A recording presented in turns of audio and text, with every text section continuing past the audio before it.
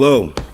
I'd like to call the 23rd meeting of the Mayor and City Council on Monday, January 23rd, 2023 at 6 p.m. Madam Clerk, please call the roll. Councilman DeWalt. Here. Councilman Cole. Here. Councilman Sidnor. Here. Councilman Mitchell. Here. President Smith. Here. Mayor Mo. You have a quorum, Mr. Chairman. All right. Well, next on the agenda, we're going to have the Pledge of Allegiance led by Marcus Gordon III. Marcus. And the flag is right there. Okay. You're good. They'll hear you. I pledge allegiance to the flag of the United States of America and to the republic for which it stands, one nation, under God, indivisible, with liberty and justice for all. Good job. Thank you so much, Marcus. You ain't got that pen, do you? I'll get you something different. Thanks. You got all my pens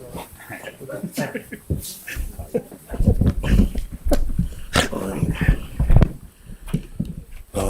Fourth on the agenda is the approval of minutes from the meetings of October 24th, 2022, November 2nd, 2022, November 9th, 2022, and November 14th, 2022, December 7th, 2022, and December 12th, 2022.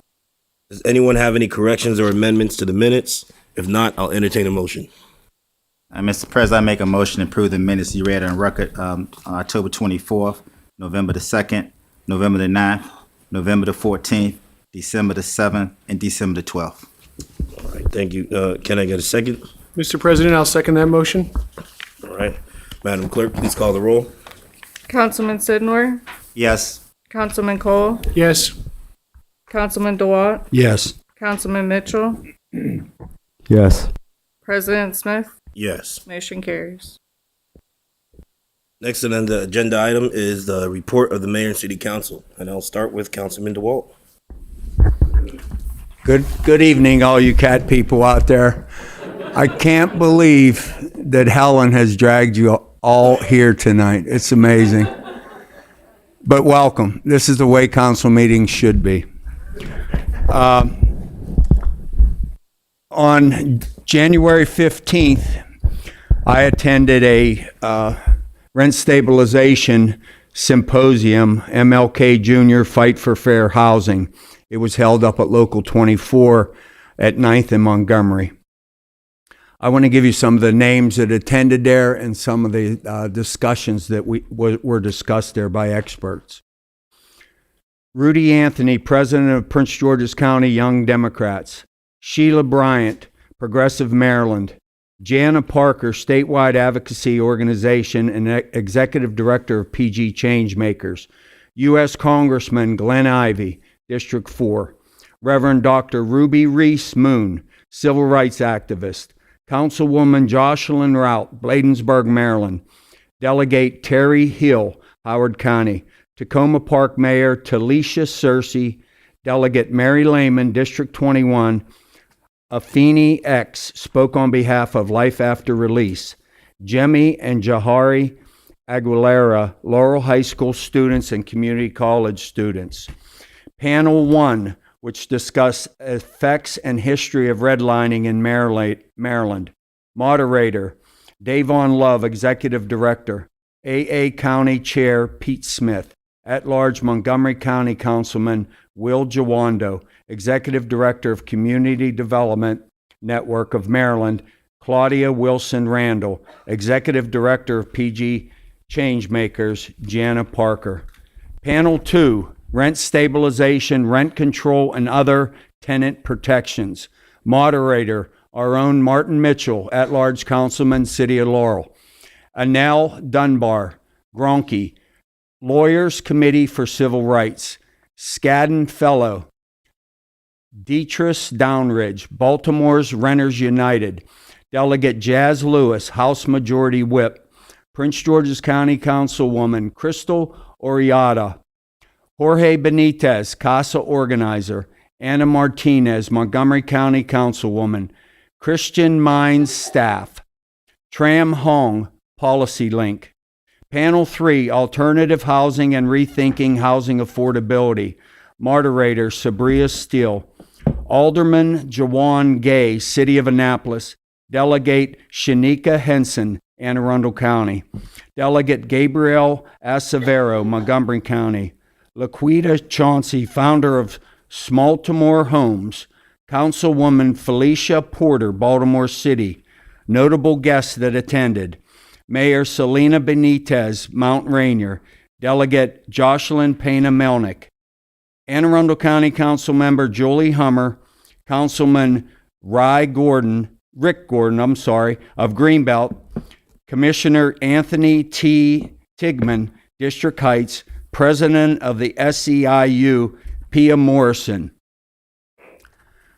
Ashanti Martinez, Chief of Staff to Councilwoman Crystal Orientada. Executive Director of Maryland Poor People's Campaign. Susan Allen. John Dove Jr., Anne Arundel County Council candidate. Michelle Knox, Realtor and Political Advisor. Former Councilwoman Carletta Lundy, Bladensburg. These are the community exhibitors. Community Legal Service. Laurel Advocacy and Referral Service, LARS. CASA. Indigo Null, How to Form a Tenant Association. Judge Me Now. PG Changemakers. The Solid Foundation. REMAX. Laurel Katz, of course, Helen. Patrons for Peace, Ruth Walls. Small Time Homes. Cardonia and Ellicott Law Firm. And some of the sponsors, which I hope you will go and visit. Acapulco Restaurant on Main Street. Olive on Main, located on Main Street. Hunger Free Zone, National Society of Black Sports Professionals, Progressive Maryland, CASA, and Coca-Cola. On January 19th, 2023, I attended a Prince George's Health, Human Services, and Public Safety Committee meeting. That place was just as packed as this place is tonight. They were going over House Bill CB 007 2023, Rent Stabilization Act of 2023. I want to thank all the committee members because they all voted yes in support of this bill. And it's going to put a 3% ceiling every time your lease comes up. It's going to put a 3% ceiling on that. These are the people behind it. Prince George's Councilwoman Crystal Orientada, PG Councilman Edward Burrows, PG Councilwoman Walla Blege, and our own District 1 Councilman Tom Dernoga. There was also several other votes that are not part of that committee, but this is why this is going to pass. You also have Council Lady Ivy and Councilman Olson. That's my report, President. Thank you, Councilman DeWalt. Councilman Mitchell. Yes, thank you. Councilmember DeWalt gave a very good synopsis of the Housing Symposium and Resource Fair. I definitely want to thank Local 24 Insulator Union for allowing us to use that space for the community event, and all of the community partners that came out and exhibitors with the focus on fair housing and making this conversation amongst not only people in Laurel but regionally. So I will start on the 16th. I attended the new comptroller, Madam Comptroller Brooke Learman, swearing in Annapolis. That was very well attended. On January 17th, I went to the Laurel Cats fundraiser at Pepino's. It was my first time there. It reminded me, I told Helen very much of Pasta Plus. So that was very, very good, and also made me miss Pasta Plus. On January 17th, I attended a virtual meeting for the Mount Rainier City Council, where they, continue to take up rent stabilization, and it ended up passing out of work session, and So it's going into one of their last public hearings. So it was good to support Mayor Benitez over there in Mount Rainier. On January 8th, I went to Westmore and Rona Miller's swearing in, the state capitol in Annapolis. On January 19th, I joined Councilmember DeWalt and dozens of community organizations at the Prince George's County Council down there in Largo. And, you know, I will say that, you know, Laurel was well represented amongst most of the speakers. I would say more than half of them were from Laurel. So Laurel really showed up on the issue, and it's not always easy to commute down to Largo, you know, 11 a.m., noon on a Tuesday. So definitely appreciate the community for standing up. Also that night, I do want to commend the Prince George's County Municipal Association. They made rent stabilization a legislative priority, along with many other housing issues.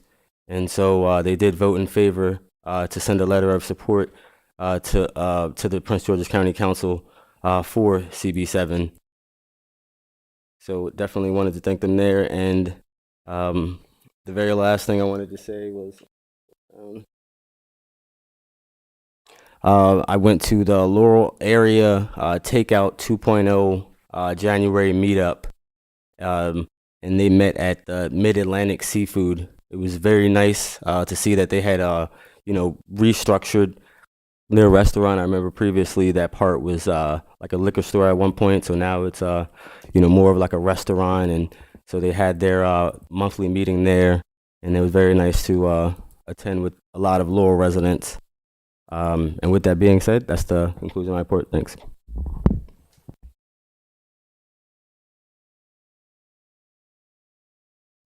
Thank you, Councilman Mitchell. Councilman Cole. Thank you, Mr. President. Good evening, everyone. On January 13th, I attended the city employee Martin Luther King Jr. wreath-laying ceremony here in front of the Municipal Center. It was windy, cold, and brief, but it was a very moving ceremony.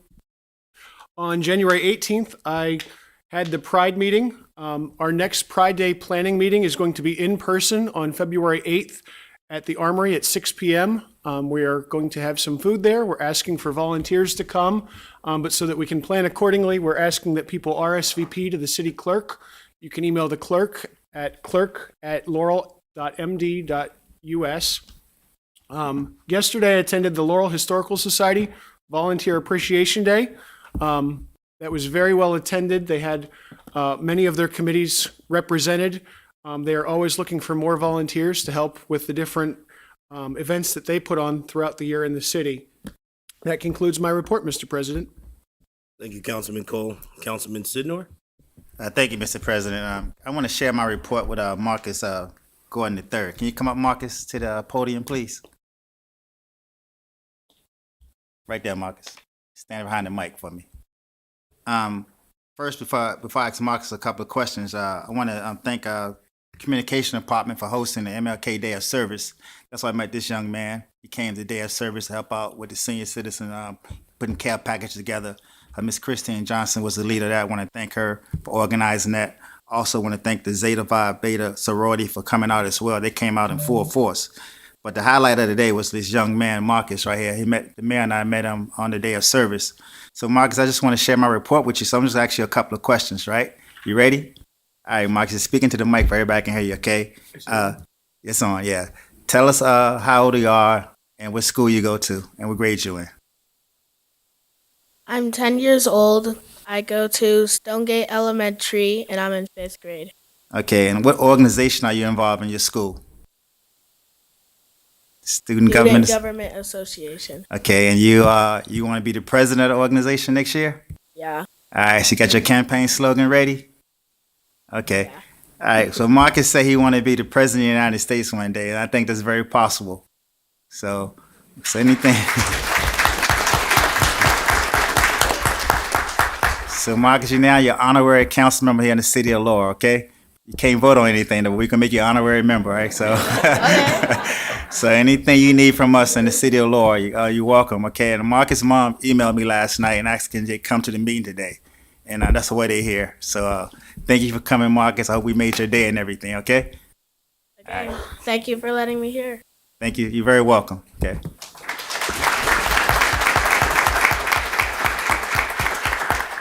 And I just want to, on Sunday, February the 12th, 2023, we're having our annual Black History Program right here in the city chambers. So once again, that's February the 12th. We're having our city Black History Program from 3 p.m. to 4:30 p.m. So if you're not busy on, I know it's Super Bowl Sunday, but it's going to be early. So come on out. It's only going to last about an hour. So come on out and support Black History. We are supporting accomplished African-American women contribution to American history. So that concludes my report, Mr. President. Thank you. Thank you, Councilman Sidnor. Mayor Mo? Thank you, Mr. President. Just let me start out with a couple condolences to former classmate, Laurel resident Buzzy Powell, who passed away the other day, and want to remember Buzzy and his family. Also, Peter Casera, who is longtime Laurel resident, the brother-in-law of Bill Bailey. So, Bill, to you and your family and your wife, we offer our condolences to you. Also, longtime businessman John Jack F. Maloney Jr., who started his business on Lafayette Avenue in 1963, or in that area. Maloney train, he passed away and been in business here almost 60 years. The Metropolitan Washington Council of Governments, we did have our Board of Directors meeting, as well as, and they are going back into personal meetings, in-person meetings in D.C.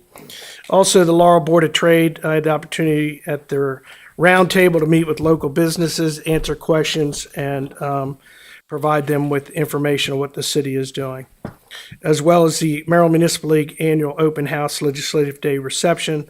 I want to thank members that attended that. I was not able to get there, but appreciate others being there as well. We did do a proclamation to Chef James H. McKnight III. He is over at Woodland Job, or he was retired now. He is over at Woodland Job Corps Center. He does the culinary training. We use them here in the city of Laurel. They do an outstanding job, and I was very happy and appreciated the invitation to be able to recognize him in front of his peers over at Woodland Job Corps. You did hear that we did do Martin Luther King Memorial Wreath at Lang. Here, the employees do that every year, and I want to thank them and acknowledge the work that they do here in the city. As well as on the 15th of January, Senator Rosenpep had his 2023 winter brunch, which I attended and was able to talk with our congressmen, members of the Senate and House of Delegates. As most know, we're down in Annapolis. We're like everybody. We're asking and looking for money for funding for our multi-service center, as well as the dam ruins. Again, we're going to try to find some, see if we can get some state grant funds there as well. So we'll be down in Annapolis and get back every Friday. Usually we're down there at the House delegation meeting. On the 16th, I want to thank all of those that came out for the National Day of Service. I want to thank the Department of Communications for their hard work putting this on, and the work that they do every year to do the Day of Service. And then I had the opportunity to go over to Laurel's and thank the volunteers there. When I went downstairs, I saw Councilman DeWalt working hard, and didn't even ask for a bottle of water, but he was sweating. He was working hard. So, Carl, again, congratulations, and thank you for what you do at Laurel's. I did have the opportunity to attend Westmore and inaugural, and his wife, Dawn, I used to work with Dawn years ago. She's going to make a great first lady, as I told her. It was nice to see both of them. I think we're going to see good things. I'm very proud of that I supported them and that they're in the State House and at the mansion there. The Prince George's County Municipal Association did have their general meeting. Been a while, but I ended up over at Forest Heights on the other side of Prince George's County, where it was hosted. Prince George's County Municipal Association is all the municipalities get together from Prince George's County, the 27 municipalities. They were looking for someone to host. The city of Laurel will host their monthly meeting next month on the 23rd. I'm not inviting you all. It's really PGCMA members, but wanted you to know we're going to be hosting. And then the other day on the 21st, the Reefs Across Maryland, the Laurel celebration that we do, it was time to clean up the reefs that were over in the Ivy Hill and clean it up. Many volunteers came out that day as well. And we also want to thank city staff for working and help support them to get that cleaned up as well. Just a couple other things here. The tree collection, Christmas tree collections, we extended that until February the 1st. So if you're a city resident and you still have your tree, live trees, we will pick them up. You'll have to call Department of Public Works to make those arrangements. I also want to take the opportunity to thank Councilman Denoga and wish him the best as chair of the county council. We had the opportunity to talk about the affordable housing and what they're doing in the Stabilization Act of 2023. I'm very happy, as I said to him, that it's at the county level. I think that's where it belongs. We sent a letter long ago on that, Council President and I requesting them to do that. There's a lot of work that has to be done. We look forward to working with them as well. And the last thing is, it's nice to see everyone here tonight. Let me just clarify, because when I saw someone, I said, good evening. And they all said they were here because I'm opposed to the animal shelter. I'm not sure who put that out, but you can call them up and let them know that is not right at all, and they should know better. We created the task force to move this along, and we'll be hearing that tonight as they present their report. So, Mr. President, that's all I have for this evening under my report. Thank you very much. Thank you, Mr. Mayor. From my report, I'll just read a brief statement, then I'll tell you what I did. As reported out at previous public hearings, Mayor Mo and I, as he stated, sent letters on behalf of our city to representatives in the 21st delegation dated October 7th, and requesting they sponsor legislation to update the state housing policies. We've also sent letters to County Council Chairman Tom Denoga, congratulations, dated November 15th, 2022, requesting support of a countywide legislation that would address affordable housing so that we would have a level playing field throughout our county instead of each jurisdiction. Having each different policy, this is important for everyone in and around our community so they would be covered, especially those communities that are close to our city limits like Westgate. As Councilman DeWalt stated, Prince George's County recently introduced CB 007-2023 Rent Stabilization Act of 2023 that proposes to temporarily amend the landlord-tenant code to limit landlords' ability to increase rent for certain tenants above. And I just want to say that, you know, as a city, we're in support of something being done at a state, in city, and at a countywide level, because it just it levels the playing field again, and I'm hoping to see what happens with that. I attended the MML opening day reception. I saw former councilman Fred Smalls there, and many other councilmen from all over the state. It was great to see them. And lastly, I attended Westmore's inauguration in the governor's ball. It was a beautiful ceremony, and it was a beautiful ball. There was Oprah, several other celebrities, former governors, former mayors. I've met a lot of people that love Laurel that I've spoke to, and that have Laurel in their heart.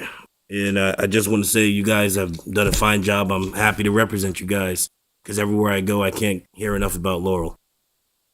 And that concludes my report.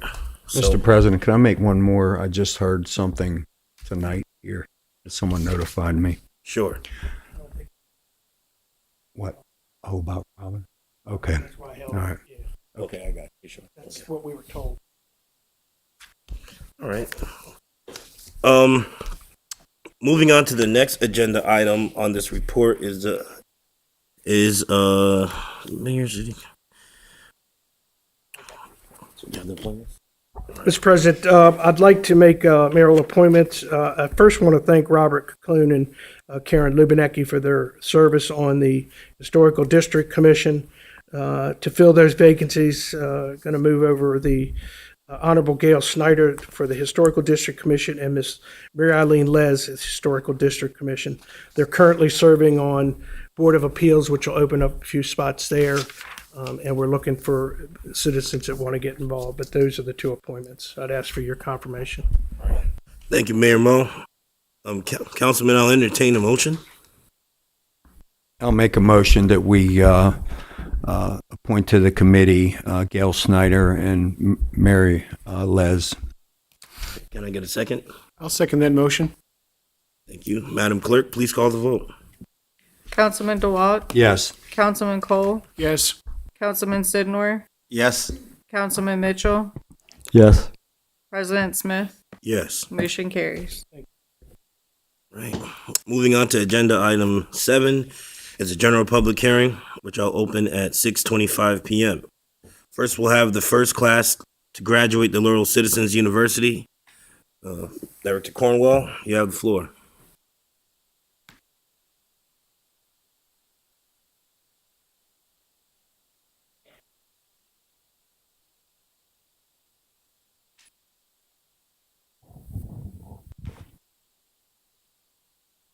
Good evening, everyone. My name is Chrissy Cornwell. I'm the city's emergency manager, and I've had the opportunity to lead the citywide effort in our first graduating class of the Laurel Citizen University. These graduates that participated in this did 7 sessions to learn how city government functions through finances, day-to-day operations, current projects, and services that are provided to the community.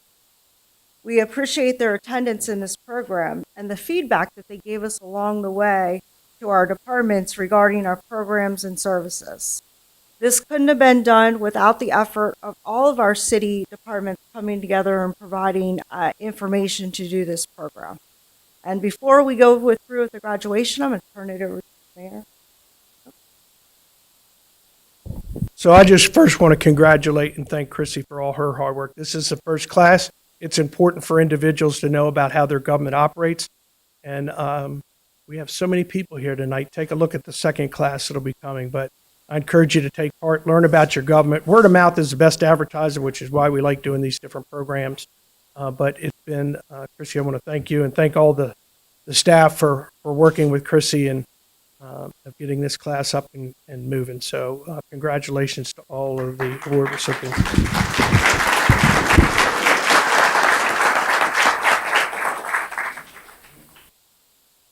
Right. So it's my honor to call up our participants. So when I call your name, the graduate, come up and you'll receive a plaque. And then also Corrine will take a picture with the mayor. All right. Shirley Arbell.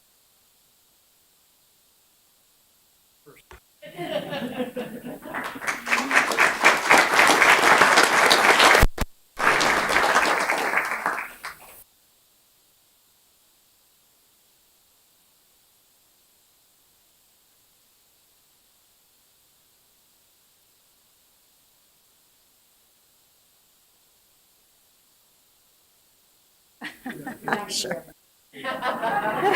Thanks, Shirley. Sandra B. Briscoe.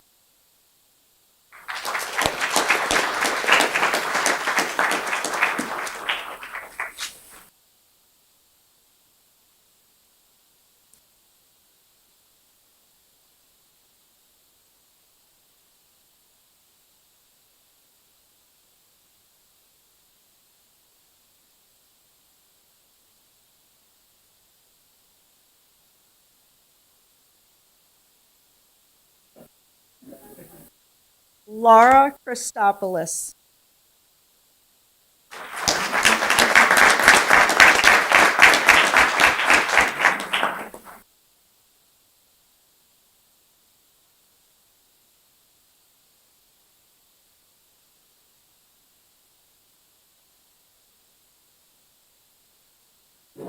Yeah, Laura.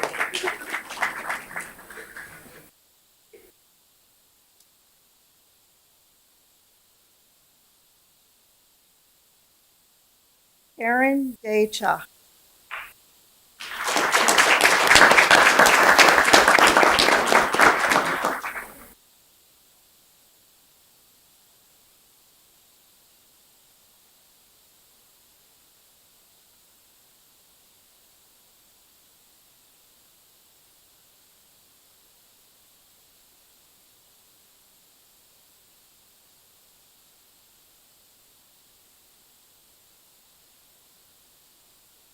Robin Hon Mohammed.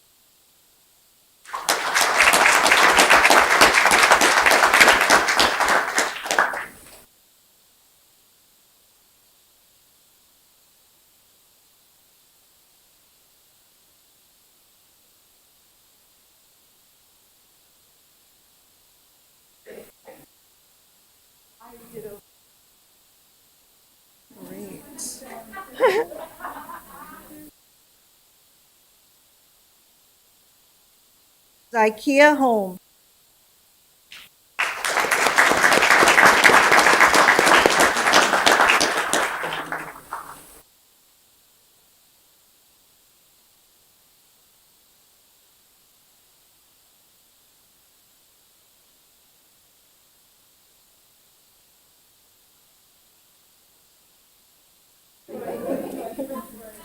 Working on their public speaking. Riley Horn.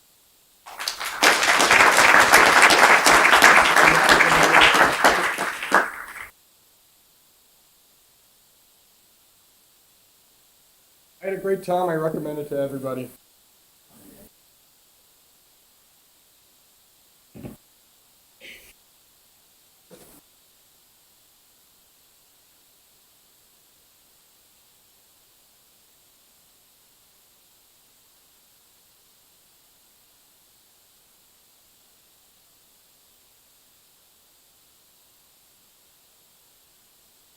Marilyn Johnson.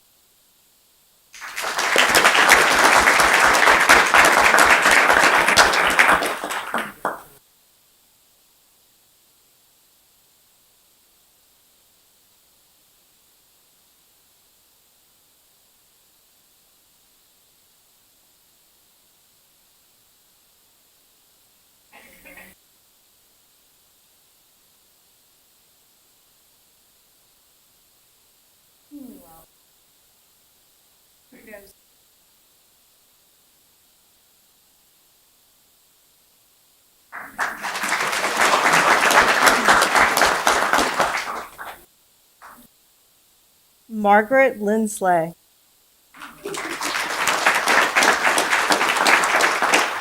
Do you guys?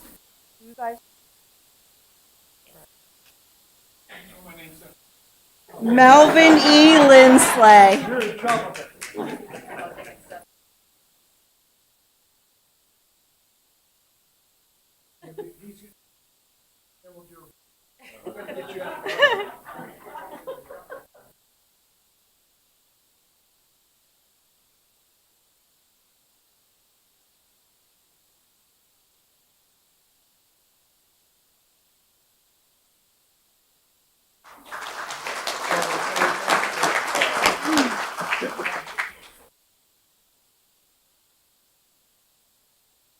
Karen Luoma.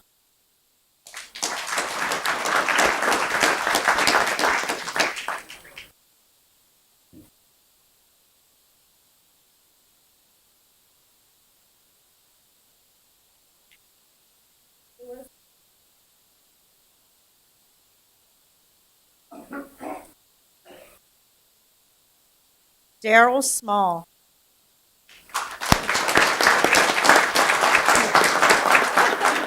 You sure he attended all the classes? I'm not sure, Mayor.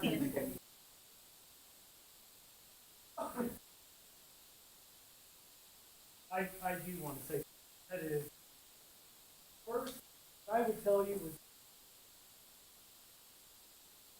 to everyone. Especially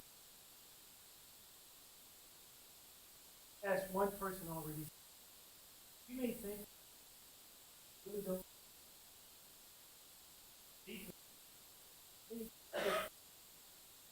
I bar none. They did an exception. Open up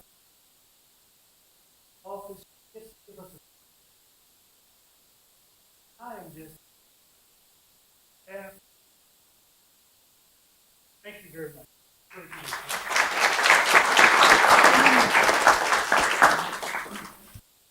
Gina Wade.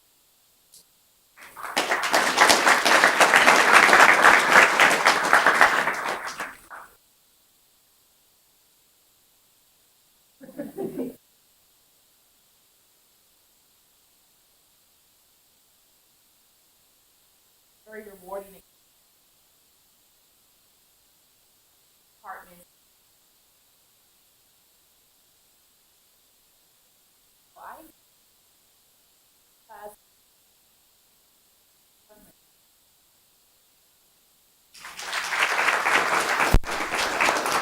Chrissy, are we done? Yeah. Helen Woods.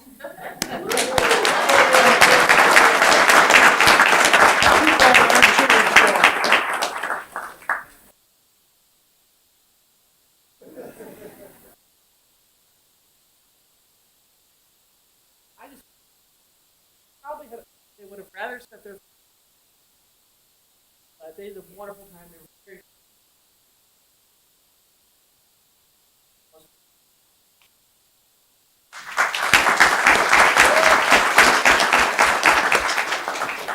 Thank you all, and congratulations to Class 1. Oh. There is another one in there. Oh, man. Karen's going to fire me now. All right. Teresa Lees.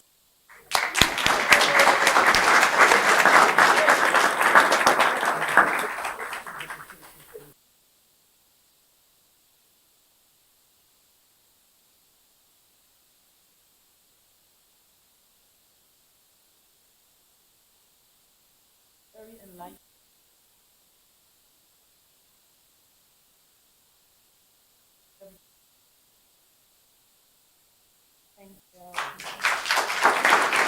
Thank you, everyone. Just one last thing. We could not have done this without the city council making sure we had the funds to do that. I want to acknowledge that because sometimes that gets lost. All of our programs, the things that we do in the community, the next thing that you'll be hearing about, those things can't be done without the city council funding them and understanding the programs and in their input as well. So I want to acknowledge and I want to thank them as well.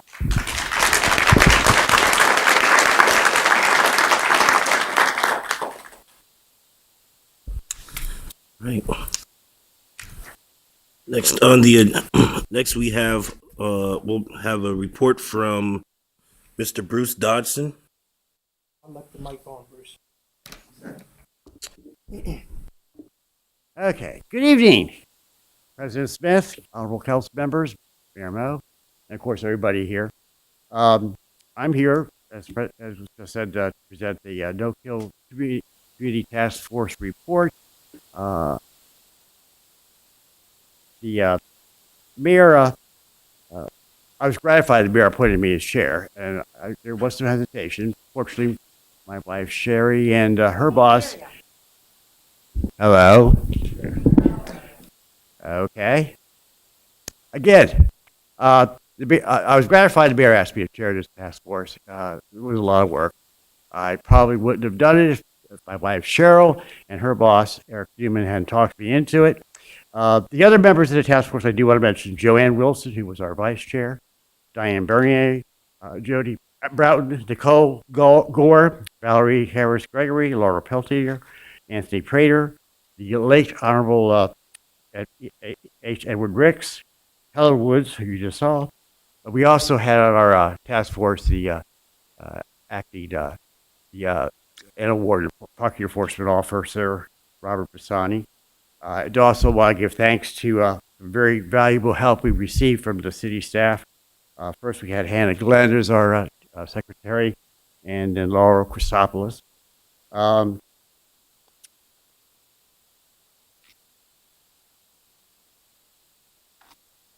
The whole process began actually quite some time ago. Resolution 2-19 was passed by the Mayor and City Council in February 25 of 2019 to establish a task force to explore the possibility of creating a no-kill animal shelter, which may be beneficial to Laurel citizens by providing a safe place for stray animals and to promote the adoption of those animals. The resolution gave us some specific tasks. We were supposed to determine what type of shelter we should have, the types of animals to be housed there, size and possible locations for the shelter, funding, which is always important, operation by volunteers or paid staff, adoption outreach efforts, and operational guidelines. As the members of the committee learned, those were very important. Our task force membership, appointed by the mayor, had nobody on it that had firsthand experience running an animal shelter.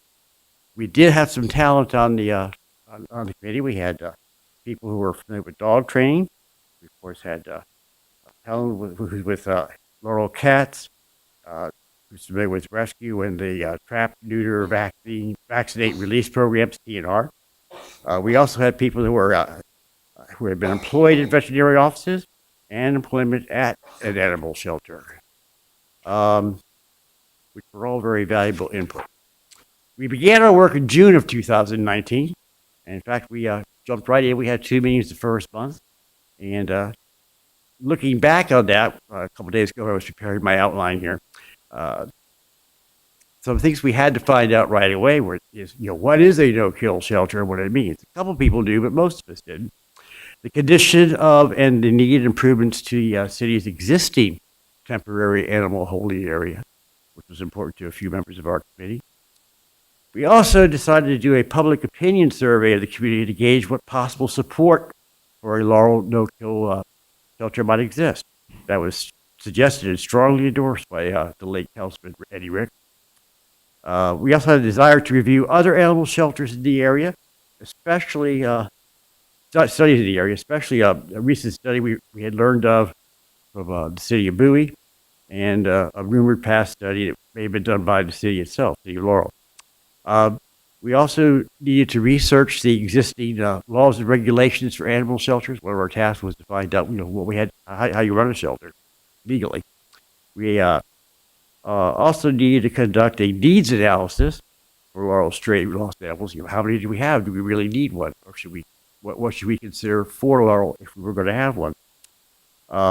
We also did some research of the Maryland Department of Agricultural Spay and Neuter program for possible grants. We did a review of area shelter animal operations and pet adoption program, especially no-kill shelters that we move in the area, the city of Greenbelt and the Last Chance Animal Rescue at Waldorf we knew of.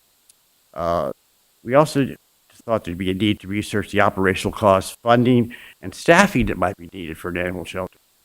As the work progressed on the committee, we actually found a wealth of available information. We also did a number of site visits. We went to nearby county, municipal, and private shelters, which was really informative, interviewing their staff at those shelters. We also reviewed some studies that we discovered that were out there. We knew of the city of Bowie when we finally got a hold of that one. That one took some time. We also came across a rather extensive and informative study for a shelter in St. Mary's County. And also we stumbled upon Prince George's County did a study a few years back for the possibility of locating the shelter in the northern area of Prince George's County. That was also very helpful. Research into the legal side of it, as far as what we can and can't do, what we have to do or not do if we had a shelter. Wealth of information there. Maryland Annotated Code, of course. The Department of Legislative Services for the Maryland General Assembly was also helpful.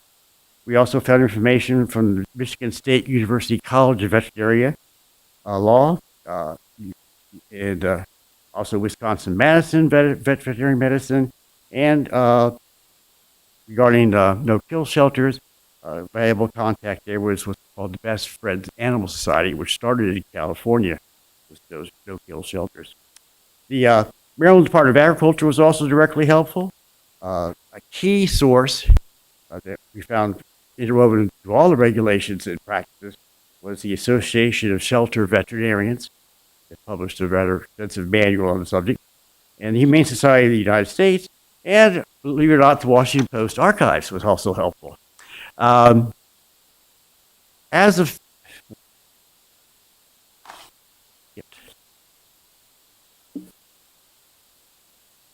a statistic, as of February of this year,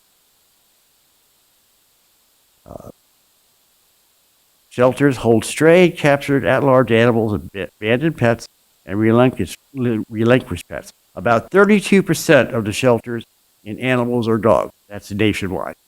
And about 61% of the shelter animals are cats. I thought the opposite, the reverse would be true, but I was surprised it's mostly cats. Animals are euthanized or deceased in Maryland, not statewide, not nationwide, just Maryland. 40.5% are dogs, 59.5% are cats, and up to 40% of are euthanized or die in shelters, usually due to lack of space or funding. That's nationwide. That's the shelters have a certain capacity, and they have costs, and they can only keep animals for so long. Most states have guidelines and/or strict laws about how long a dog has to be, a stray animal, cat or dog, has to be held before it can be euthanized. But the blunt fact is they run out of time, and they run out of space, they run out of money, and they get euthanized. In 1973, things have gotten better over the years. About 90% of shelter animals were euthanized. Today, we're down to 68% nationwide, so that's an improvement.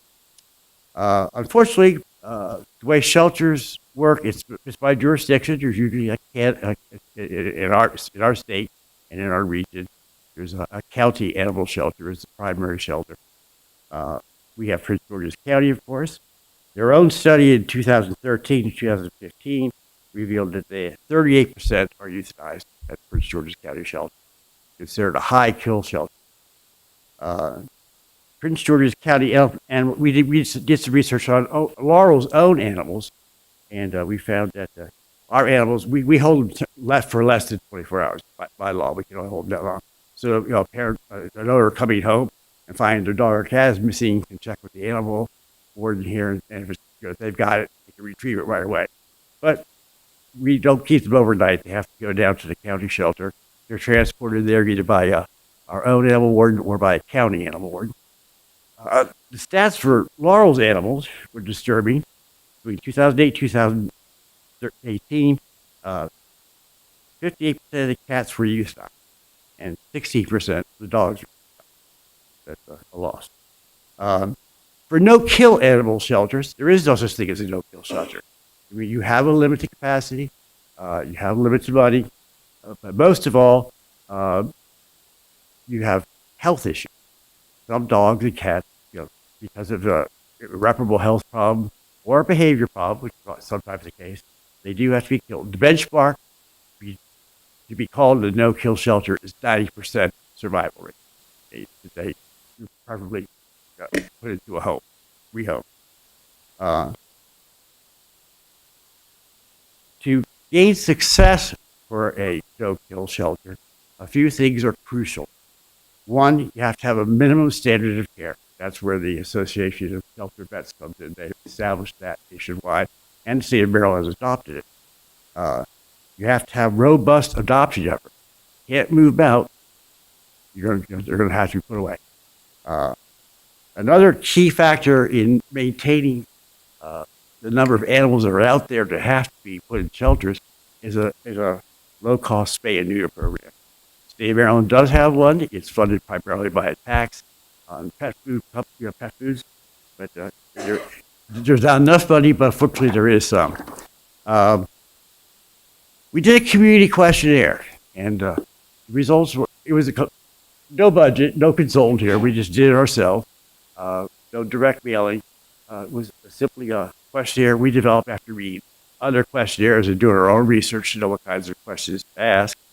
And we only put it on the city's website and the city's website and the city's Facebook page. We got 165 responses. It was only out there a few months. The responses came back that the desire for people that thought Laurel needed a shelter was 158 yes and 7 no. Whether or not we should provide long-term care no shelter here in the Laurel community, 136 were in favor.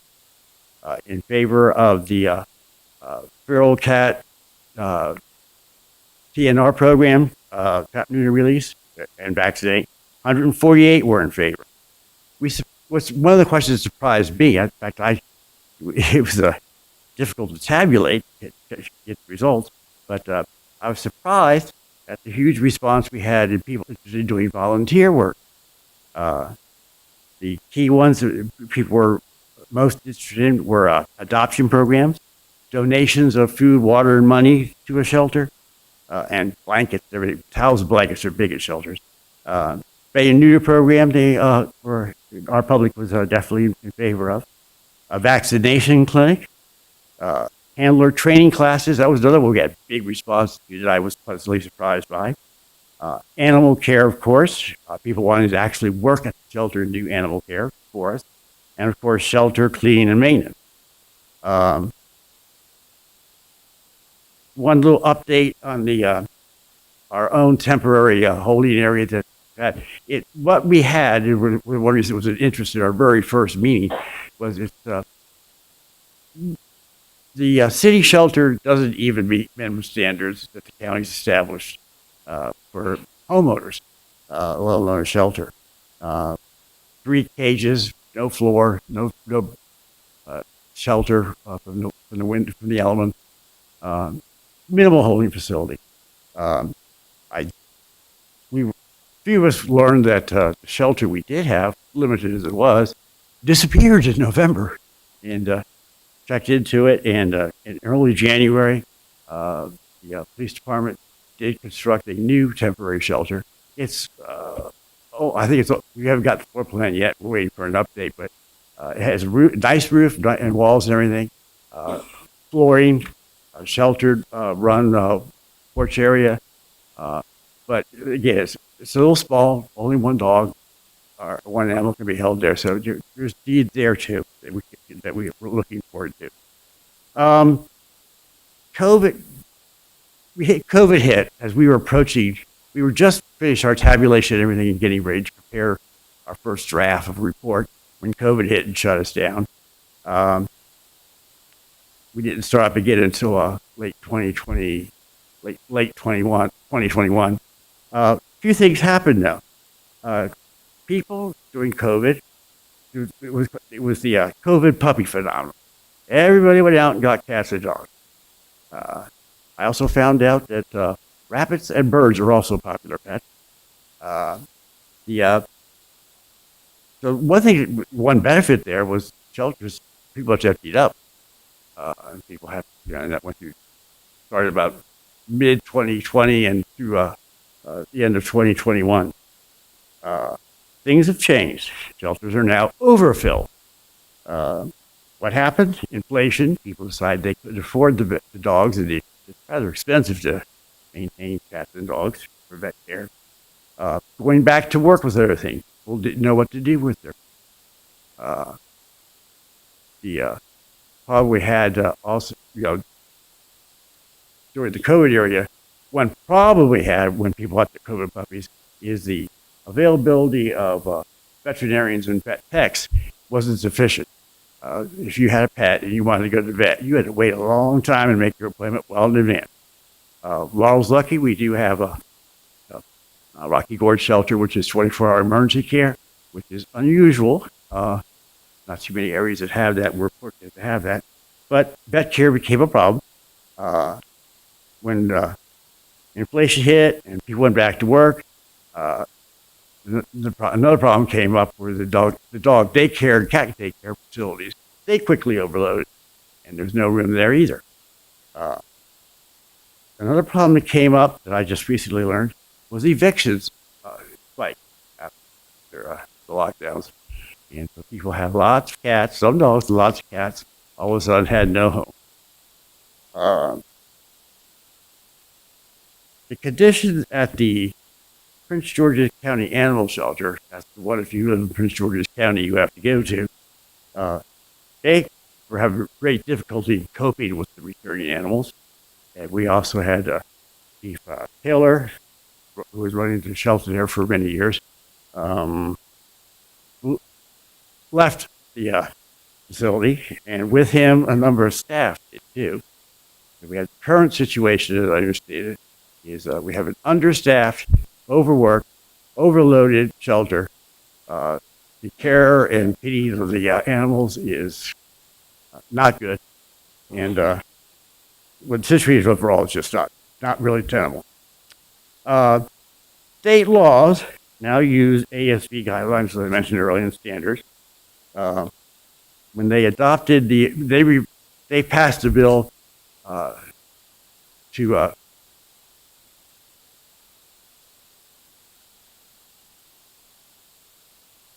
HR 626, which they adopted in 2017, directing Department of Agriculture to develop regulations that were more humane and consistent with the ASB standards. And they did the following year.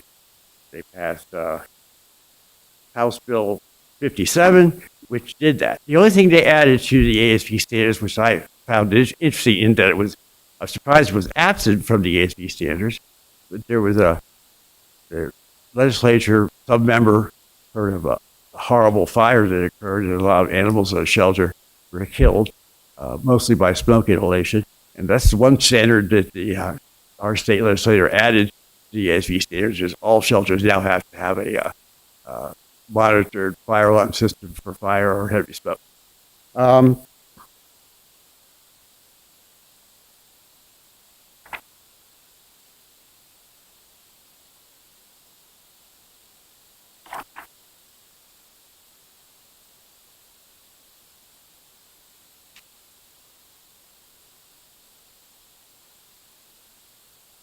There are a couple of newspaper articles, but I will bother read them to you. They're from the Washington Post. They basically highlight, they echo what I was just saying about how the COVID puppies overload, removed the shelter problem for a short time, but increased the vet problem.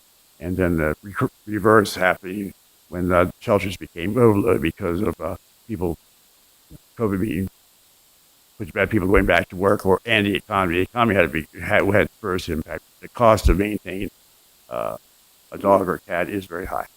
I want to thank everybody who came to attend and some of our members. And if the mayor and council have any questions, I'm available. Any comments or questions from the council? All right, thank you, Mr. Johnson. Sure. Mr. Mayor. Bruce, I just want to take the opportunity to thank you for your leadership and thank you for accepting the appointment. And I know what you can do. I've seen you do it many times, and I think it's an in-depth report, and you all really did your homework. So I do appreciate you accepting and leading this group. And thank you. Thank you, Mr. President. Missed the most important point. The committee, of course, had a number of options, and we weren't in 100% agreement on what to do with respect to your recommendation to mayor and city council. It'd be first and obvious one if you're doing a study, an engineering study, is first option is always to do nothing, leave things stand just as they are. And of course, the other extreme is to spend millions and build this huge, wonderful shelter that does everything for everybody and everywhere, and something in between. The number of pets that strays and lost animals that we deal with are relatively low.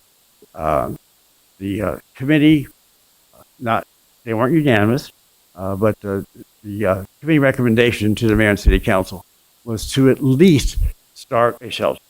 The recommended sizing was one that was big enough for 6 dogs and 12 cats.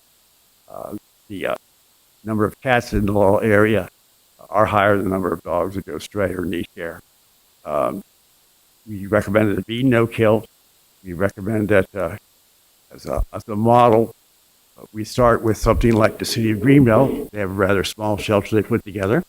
We would have to meet the ASB standards, the state standards, which does have some additional costs you would have over normal construction. The main one being ventilation and cleanliness. You have to build with materials and in a manner that makes it easier to clean and keep it sanitary.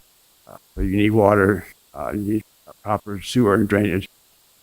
Interesting thing, the Prince George's County built themselves a new shelter a few years back, and you would think with their experience they would know better, but the chief teller, admitted that the one thing they overlooked was proper drainage pipe cleaning.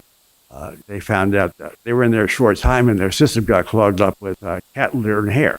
So they had to correct that.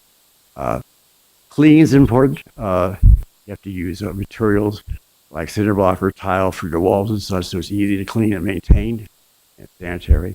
Ventilation is also an unusual expense you'll see in a shelter.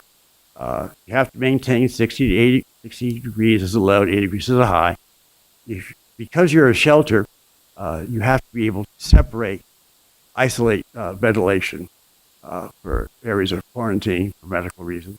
You have to maintain systems that are separate for cats and dogs, and of course your third category is any other animals you might be welcoming to your shelter. Small mammals are typical, some exotic. So there is expense in ventilation. There's expense. What most people do is that they just do straight fresh air. Because fresh air is one way to keep down the spread of disease, and it's also cheaper, easier to bring in fresh air than it is to try to have all these separate systems where you return air to be recirculated from specific areas to make sure it goes back to the same area. You can do general ventilation in a conventional office sense for common areas like office areas, but for the animals you have to have a zoned air systems, and it's usually maintained at fresh air. Makes it expensive to heat. You're not returning air that's already heated. You have to bring in fresh air all the time, or cooled, as the case may be. So there are expenses, and that's why we decided on the greenbelt model, where you handle a small number of animals to deal with Laurel's needs on a normal day-to-day basis. We did recommend that the Mayor and City Council select a site that can be easily expanded as room for additional building, so the shelter can grow as the need grows. There is always the positive aspect where the others can participate. The program can be run either by a volunteer basis, by a nonprofit group, or by the city itself. We found that volunteers are more than willing to come. We found excellent volunteer programs at the Anne Arundel SPCA, which they started out being the animal warden for Annapolis, but then they morphed. County took it over. They morphed into a shelter area that serves the city of Annapolis only. The Howard County does a fantastic job with their adoption program and the use of volunteers. College students we were surprised, are often at all the shelters as volunteers.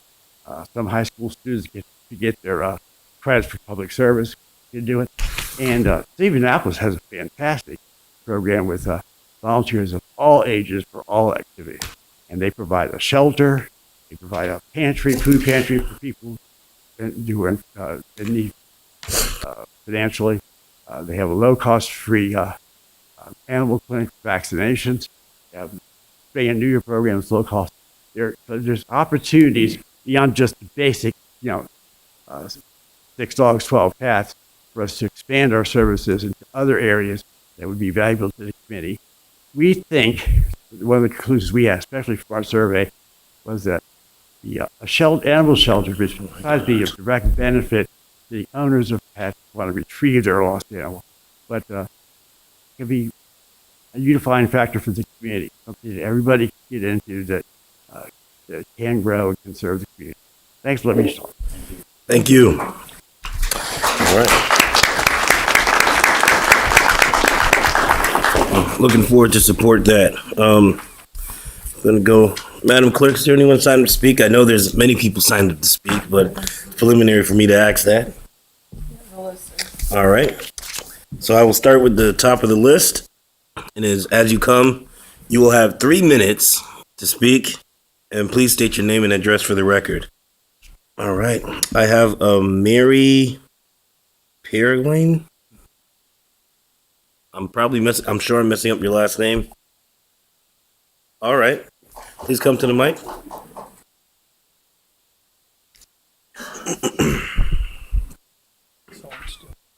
mic is on, so you just have to speak into the mic so they can hear you online. Yes. Better? Okay. Mayor Mo, City Council, thank you for having us. I'm here tonight to support the proposal No-Kill Animal Shelter to be built here in Laurel. I am a 35-year resident. I've lived here most of my adult life. I was the kitty coordinator for Helen Woods for many years. So I've seen a lot of things. Kittens being thrown out of cars, dogs being left on the side of the road.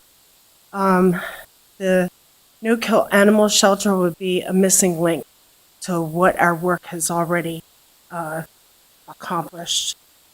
So if you could help us with that, that'd be great. How's that? Good? Thank you. Before you go, Mary, if you could just say your name and your address into the record, please. Can you just say your name and your address for the record?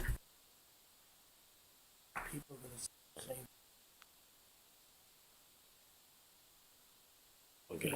My name is Mary-Eileen, In your address. and my address is 402 7th Avenue Northeast, Glen Burnie, Maryland, 21060. All right, thank you. Before I go on with the rest of the list, if you want to move things along, if you agree with this no-kill shelter, you can say I agree with it, and state your name and address as well. If you feel compelled to use your full 3 minutes, you are more than welcome to. All right, I have a Mark Offit.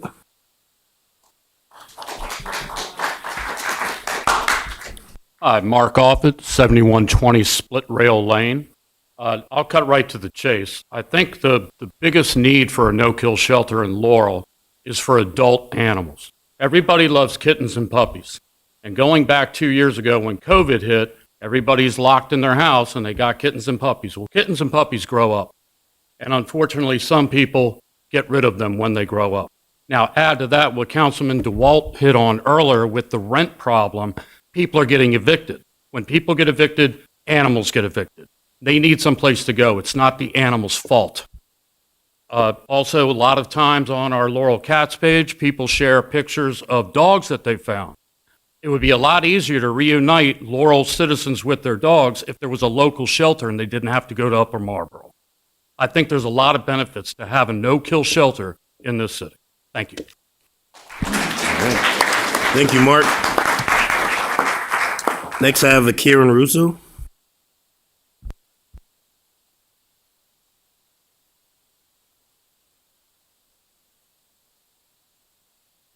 Hello, good evening. My name is Karen Russo.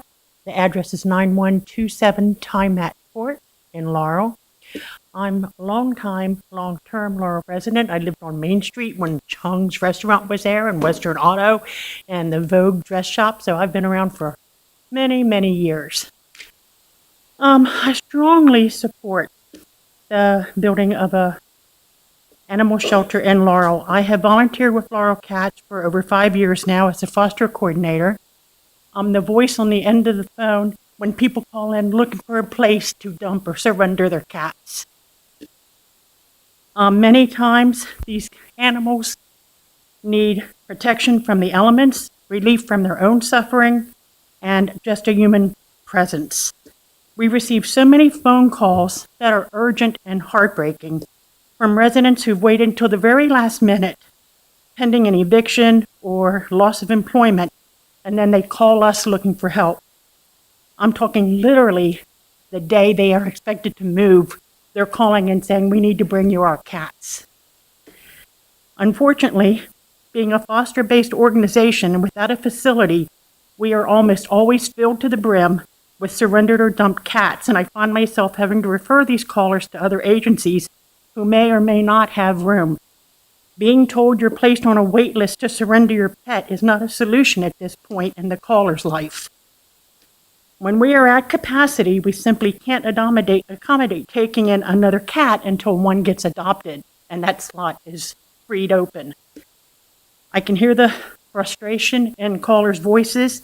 I used to wonder why anyone would wait until the very last minute to call in for one moment of maybe an opportunity.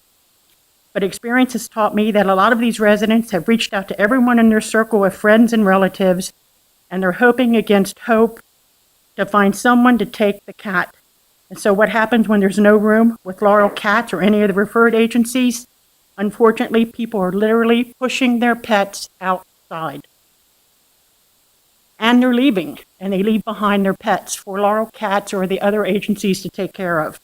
In the past 2 weeks, Laurel Cats has brought in 6 friendly adult cats from the outside that have been dumped. These are friendly cats, not ferals.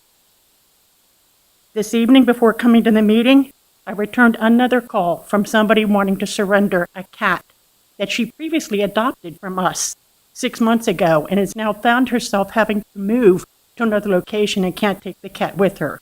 We have no room. Your approval of a no-kill shelter will provide the protection these cats and dogs need from the elements, predators, weather, disease, and unfortunately, inhumane humans. It would also create visibility by providing a location where adoptable pets could be viewed and interacted with during meet and greets with potential adopters. And let me just close with an interesting but scary fact.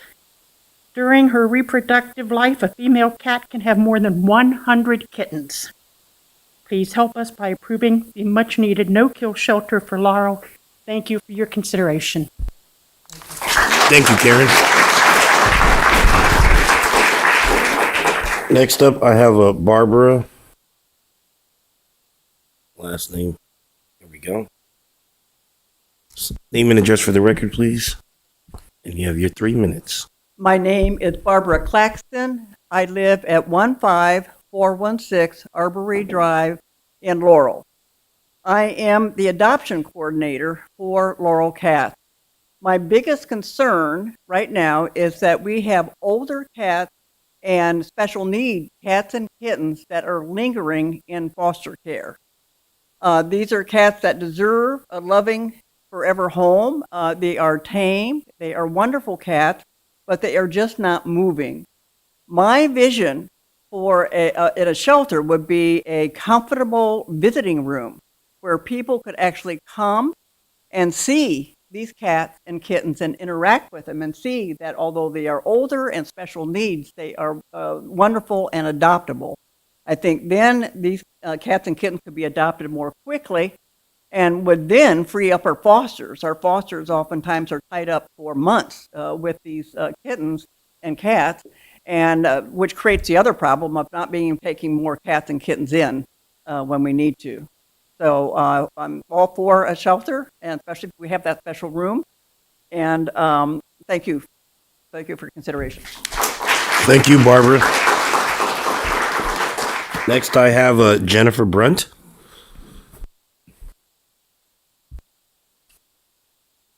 Jennifer Brunt. All right. I'll go on to Zakiya Holmes. All right. I have Cindy Farley.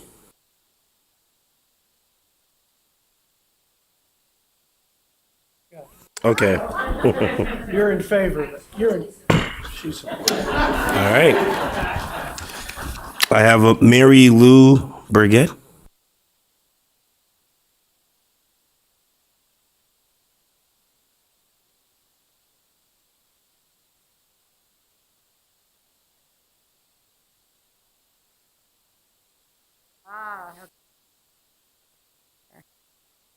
Okay.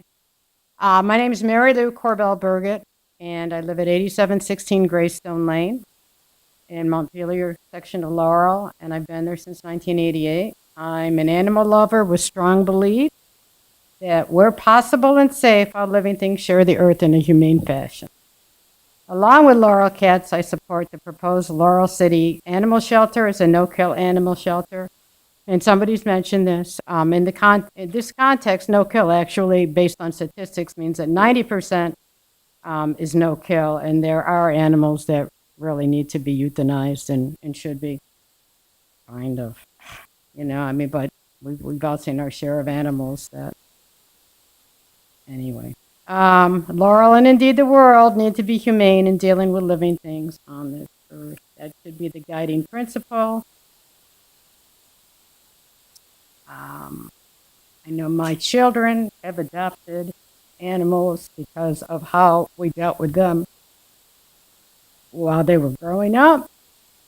And they've tamed homeless cats too. We know that we have to start somewhere in having humane restarts on cats. And let it be Laurel. Thank you for your time. Thank you. Next, I have a Dr. Robert Brenner. Yes. Okay. I'll call you right after him. Good evening. My name is Robert Brenner. I'm a veterinarian here in Laurel. I've been here for, let's just say I came here shortly after John F. Kennedy was assassinated. So I've seen this community grow from a racetrack and a bus stop and a train station to this thriving, wonderful community. I'm way past retirement age and I can't leave it. I love coming here, this community. I love serving the people of this community and their pets. Getting on to this, I think it would be so beneficial to this community to have a shelter. We're driving the residents of this community all the way to Upper Marlboro to get the services that a shelter needs. We need to have a shelter here. You want to reduce the number of animals that are euthanized every year. You need to make it easier for people to visit and see animals that are up for adoption. Asking people to drive 45 minutes or an hour to go see pets and then maybe have to make return visits, you're decreasing the ability of this community to adopt pets. Put a shelter in this community. Open the doors so people can see what's available. You will reduce the killing of animals needlessly. I'm totally in favor of this. Thank you very much. All right. Yeah, Jennifer Brunt. Name and address for the record. Hi, yes, my name is Jennifer Brunt. I live at 15405 Bond Mill Road in Laurel. And let's see. I agree with what everybody says about having it accessible so you can see the animals, interact with them a little bit. Maybe that would cut down on a return rate when somebody's adopted one and, 6 months later they can't keep it. I worked in an elderly community not far from here, outside of the city limits, or outside of Laurel. And in 2 years, I rescued and found homes for 29 kittens. So there's a need out there. There was no way to get affordable spay and neuter programs, like Spay Now down in Laurel. You have to wait 4 or 5 months to get any service unless you clip their ears if they're on the streets. But, it just, I don't know. It's a problem. I'm not usually one for big development, but I think this would be very beneficial for the community and everybody involved. And I want to thank Laurel Cats for everything they do. Thank you much. Thank you, Jennifer. Next, I have Ruth Walls. Please state your name and address for the record.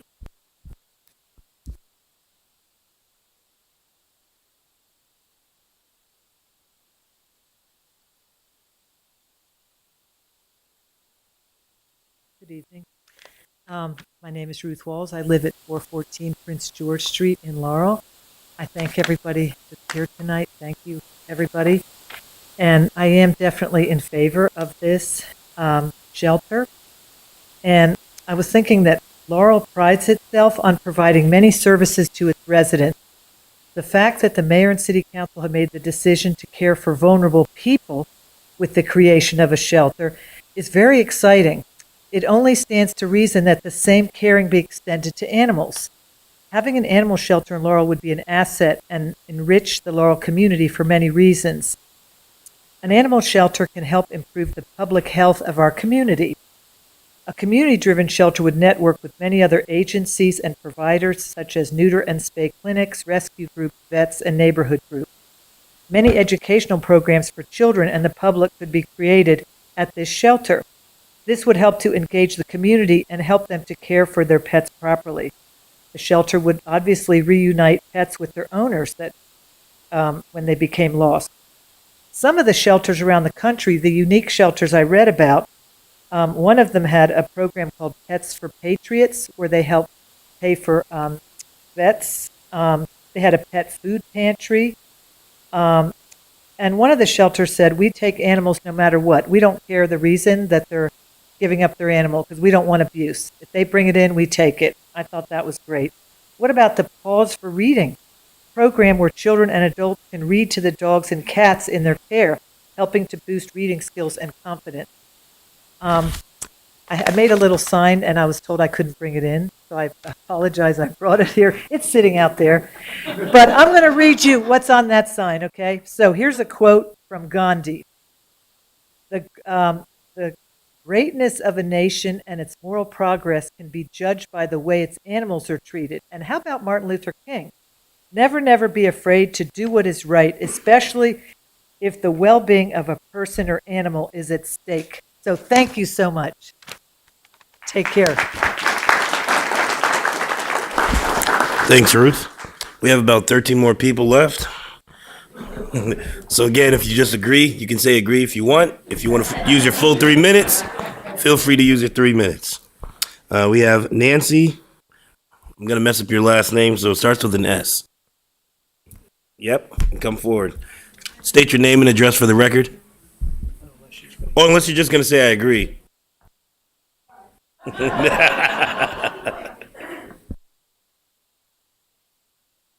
Slavinsky, 7029 Longview Road, Columbia. I volunteer at 2 shelters, the Senior Dog Sanctuary and Canine Humane, which is in Clarksville. And everything that the last person that was just here, is correct.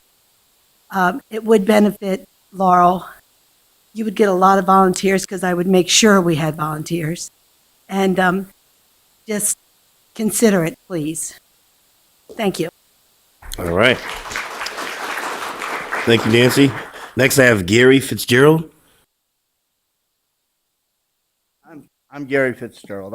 I live at 16204 Gerald Road, which is in West Laurel. I am for this shelter.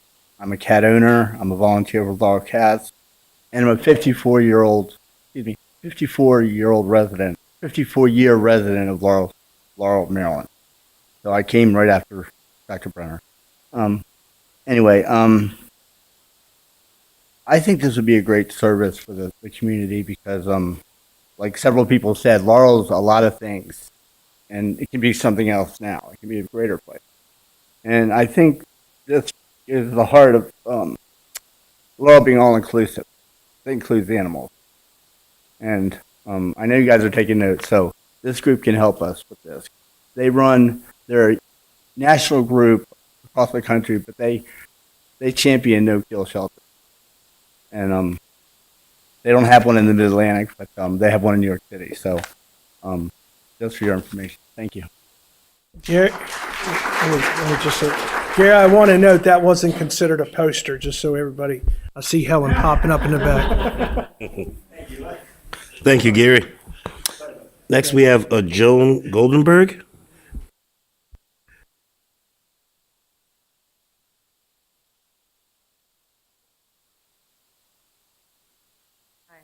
My name is Joan Goldenberg, and I live at 12209 Brittany Place here in Laurel.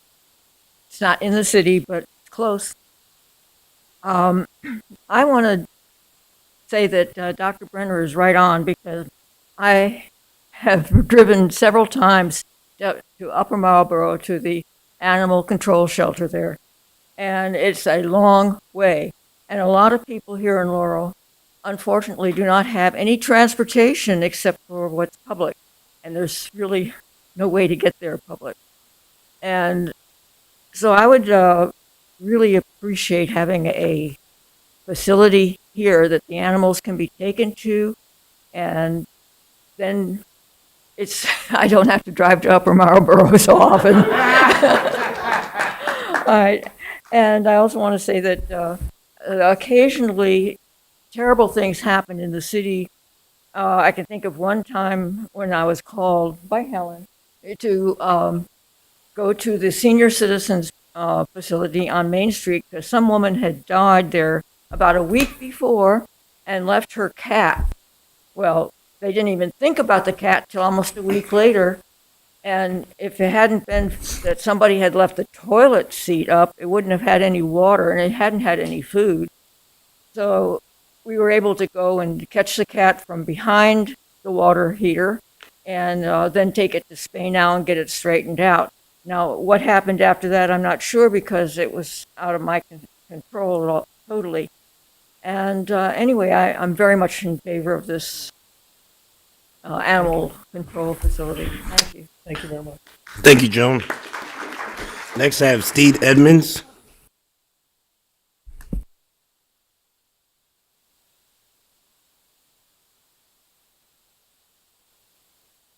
Good evening. My name is Steve Edmonds. I live at 320 Talbot Avenue. I've worked at Pilati High School for over 38 years, and I'm still president emeritus there.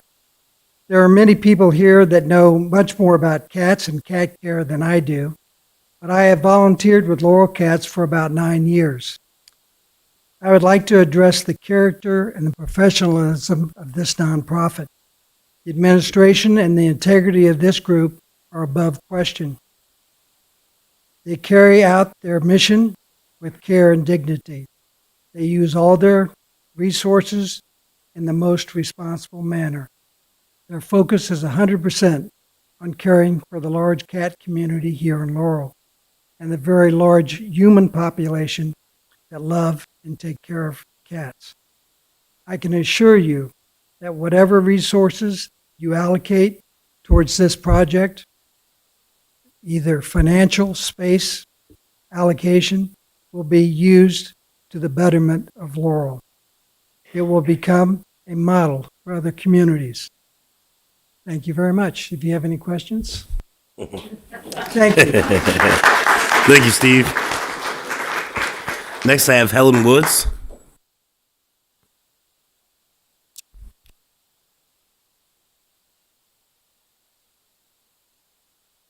Good evening. My name is Helen Woods. I live at 15033 Portland Place, and I am the president of Laurel Cats. This evening, I would like to speak with you a little bit about Benny. Benny was a beautiful 3-year-old black and white tuxedo cat, and he was left behind at the Laurel Firehouse up on Cherry Lane. He had a note attached to his carrier that the firefighters found. It said, "My name is Benny. My owners are moving and cannot keep me. Please find me a safe home." Well, we can only speculate.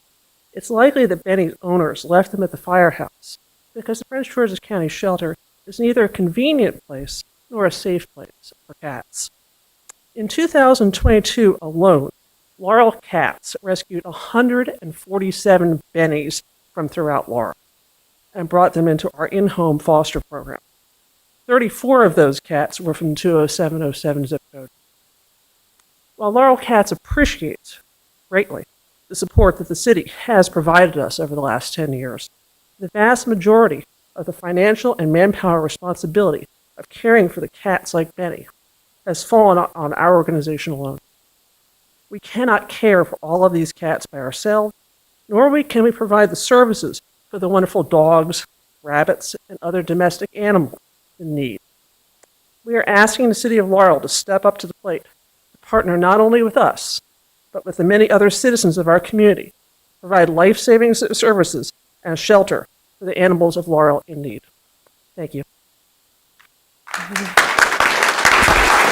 Thank you, Helen. Next, I have Dahi. Right there.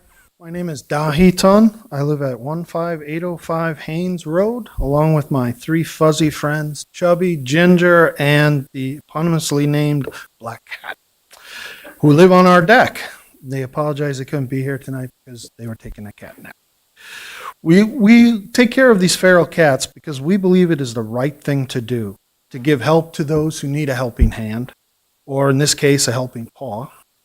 As many of the folks here tonight feel, we should take care of our most vulnerable residents, whether they have 2 legs or 4 legs, they're still residents.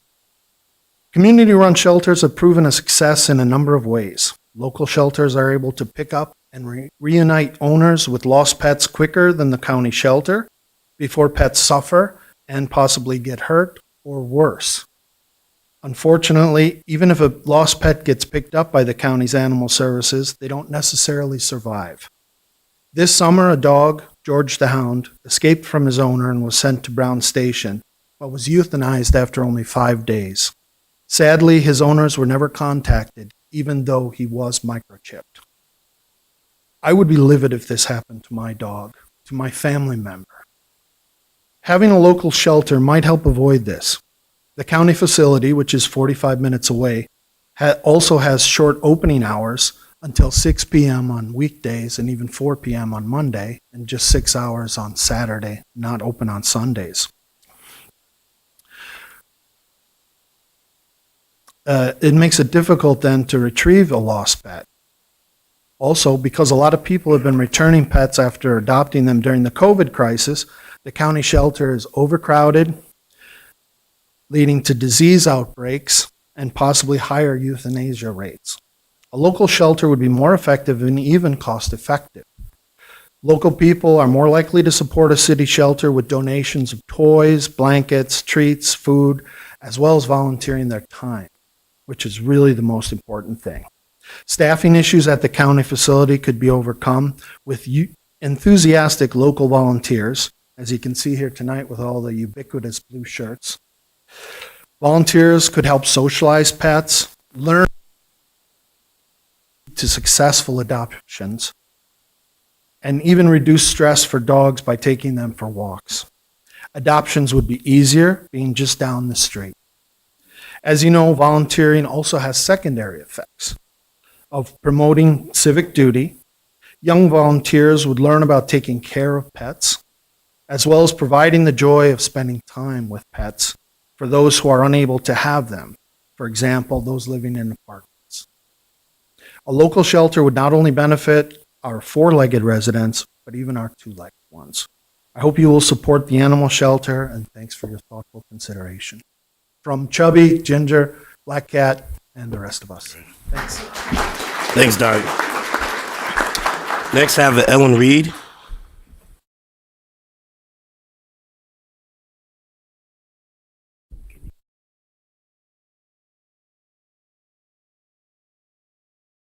My name is Ellen Reed, and I live at 15741 Millbrook Lane, Laurel.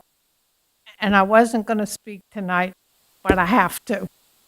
First of all, I want to just say the difference that Laurel Cats has made. I live in a townhome development, which was practically overrun by stray and feral cats just a number of years ago. Now, luckily, there are many fewer cats, but I would ask, I'm very much in favor of the no-kill cat shelter, but I would ask in having it that special care be given to the members of the community that we call feral cats. And remember that they didn't choose that lifestyle. They're there because nobody wanted them. Nobody took care of them.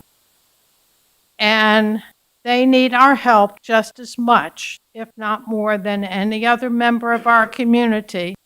And although they may not respond the way we would like them to respond, because cats seldom do, you'd be really surprised if you give them a chance what a valuable member of the community they can become. And in just our small little court in our home development, all of the neighbors know these cats, watch out for them, ask you how they're doing, and whatever they can do to help.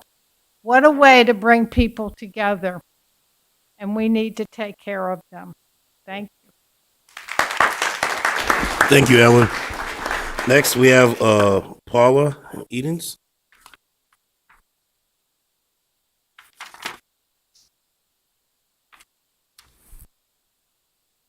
Good evening. I'm Paula Edens. I live at 10627 Glen Hannah Drive in Laurel. I moved here in 1993. I started volunteering with Laurel Cats in 2014. I've been a member of the board of directors since 2015. As such, I've had my fingers in a lot of stuff. And a year ago, January, just, a couple of weeks more than a year, Helen called me in desperation. There was a 3-year-old male feral cat. He weighed 5 3/4 pounds. I mean, he literally was a living skeleton. You could feel every bone in his body. You know the cartoons from like the 1930s where they have the cows and their hip bones stick out? That's what he was like. And we agreed he probably would not have survived another week on the streets. There was no place at all to put him in. And Helen called me in desperation and asked me to take him. Mainly because I work with feral cats. In fact, I've been domesticating feral cats, adults, for Laurel Cats. And I just have to say, it's just such a shame. Thank God I had the room in my house to take him because there was no other place to take him. This past Friday, I was down at the Spay Now where we do our or they do the neutering. And there was a lady there who I know from a different organization. She had 2 beautiful house cats, lovely animals, purring and friendly and everything. And they had to go back outside because there was nobody to take these cats in. And I can say just from, having been with Laurel Cats, I mean, we put cats in bathrooms and laundry rooms and garages and bedrooms, wherever we can fit them. And, it's, until we can get a better foster situation for them. And a shelter would just help out so much in this stuff. And sometimes it's just, an animal might need to be held for a day or 2 until another cat's adoption goes through. It could be longer. But, for cats like the cat that was, his body weight was half of what it should have been. I mean, if he had gone out on the streets, it would have been a death sentence. And unfortunately, these poor, lovely, lovely house cats, I wish I could have taken them. They're going to be out on the street too. They weren't raised that way. They didn't, they weren't, used to being outside, but now they're going to be outside. And it's such a shame, such a shame. And these stories are just going to continue as the economy tanks. And I'm not an economist. I try not to keep up with all that stuff because it's kind of depressing. But, there's just such a need, And that's all I have to say. Okay, thank you. Have a good evening. Thank you. Next I have a Daryl Small.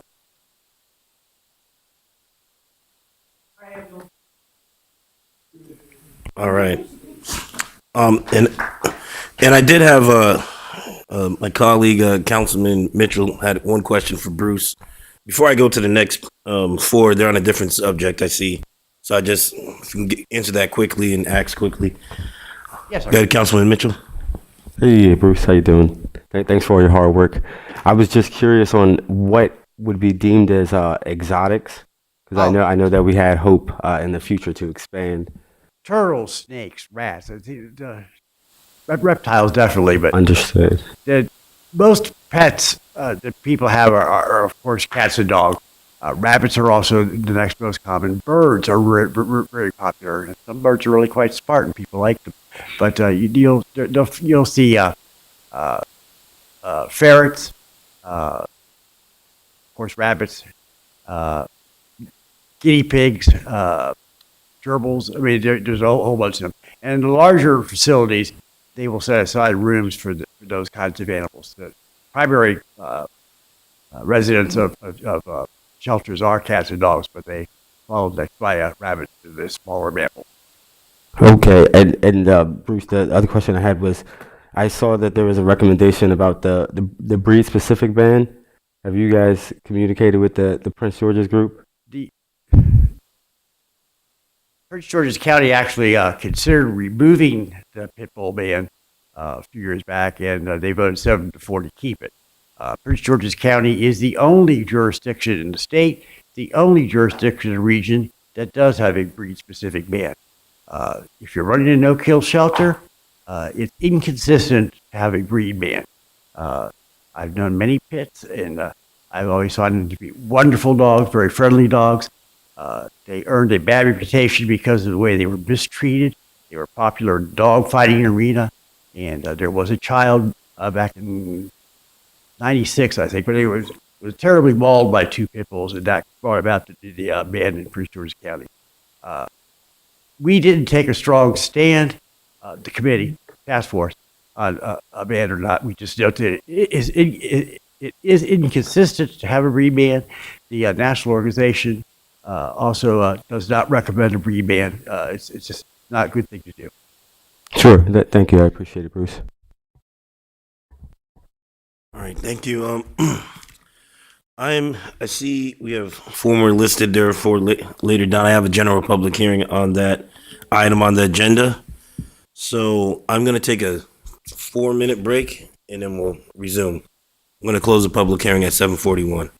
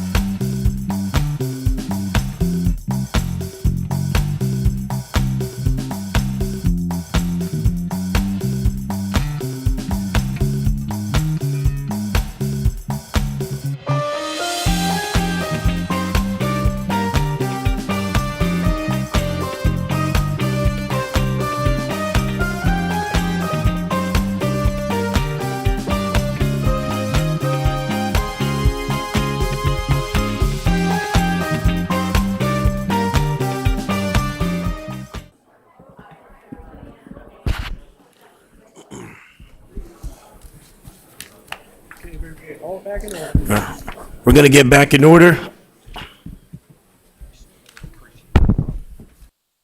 If everyone can find their seats, I'll resume with the agenda.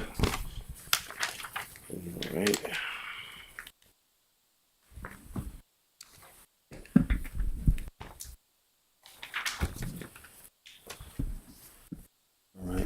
Next on the agenda, I have a second public hearing with possible action on ordinance number 2003, an ordinance of the mayor and city council of Laurel, Maryland, amending the Laurel City Code, chapter 16, taxation, article 1 to amend section 16-10, elderly and veteran tax credit program, and to provide an effective date.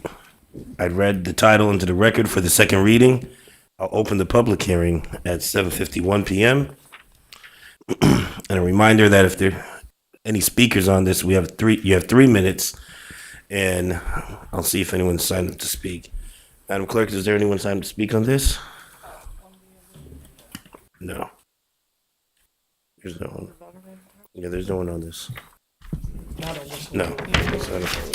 All right. So, all right, thank you. All right. I'll close the public hearing then at 7:52 p.m. and I'll entertain a motion. I got a question. I thought Dr. Sales was going to speak on this for a second. Oh, Dr. Sales? Yeah, I have no new information. Yeah, okay. I was reviewing the notes from last meeting. You say that the veterans that qualify with a disability can receive a tax credit regardless of their age. Do you have the percentage of disability that the veterans have to be? I thought I heard something. I don't think it's specified. No, just has to be based on your service, that it was caused by your service. Okay. Yeah, I didn't really ask that question just for the record because certain veterans get benefits, but their disability had to be a certain percentage before they qualify for certain things. So I just wanted to know that the state doesn't require that. No, there was nothing in the state law, but. All right. Well, thank you. Appreciate it. All right. Any questions or comments from the council before I move forward?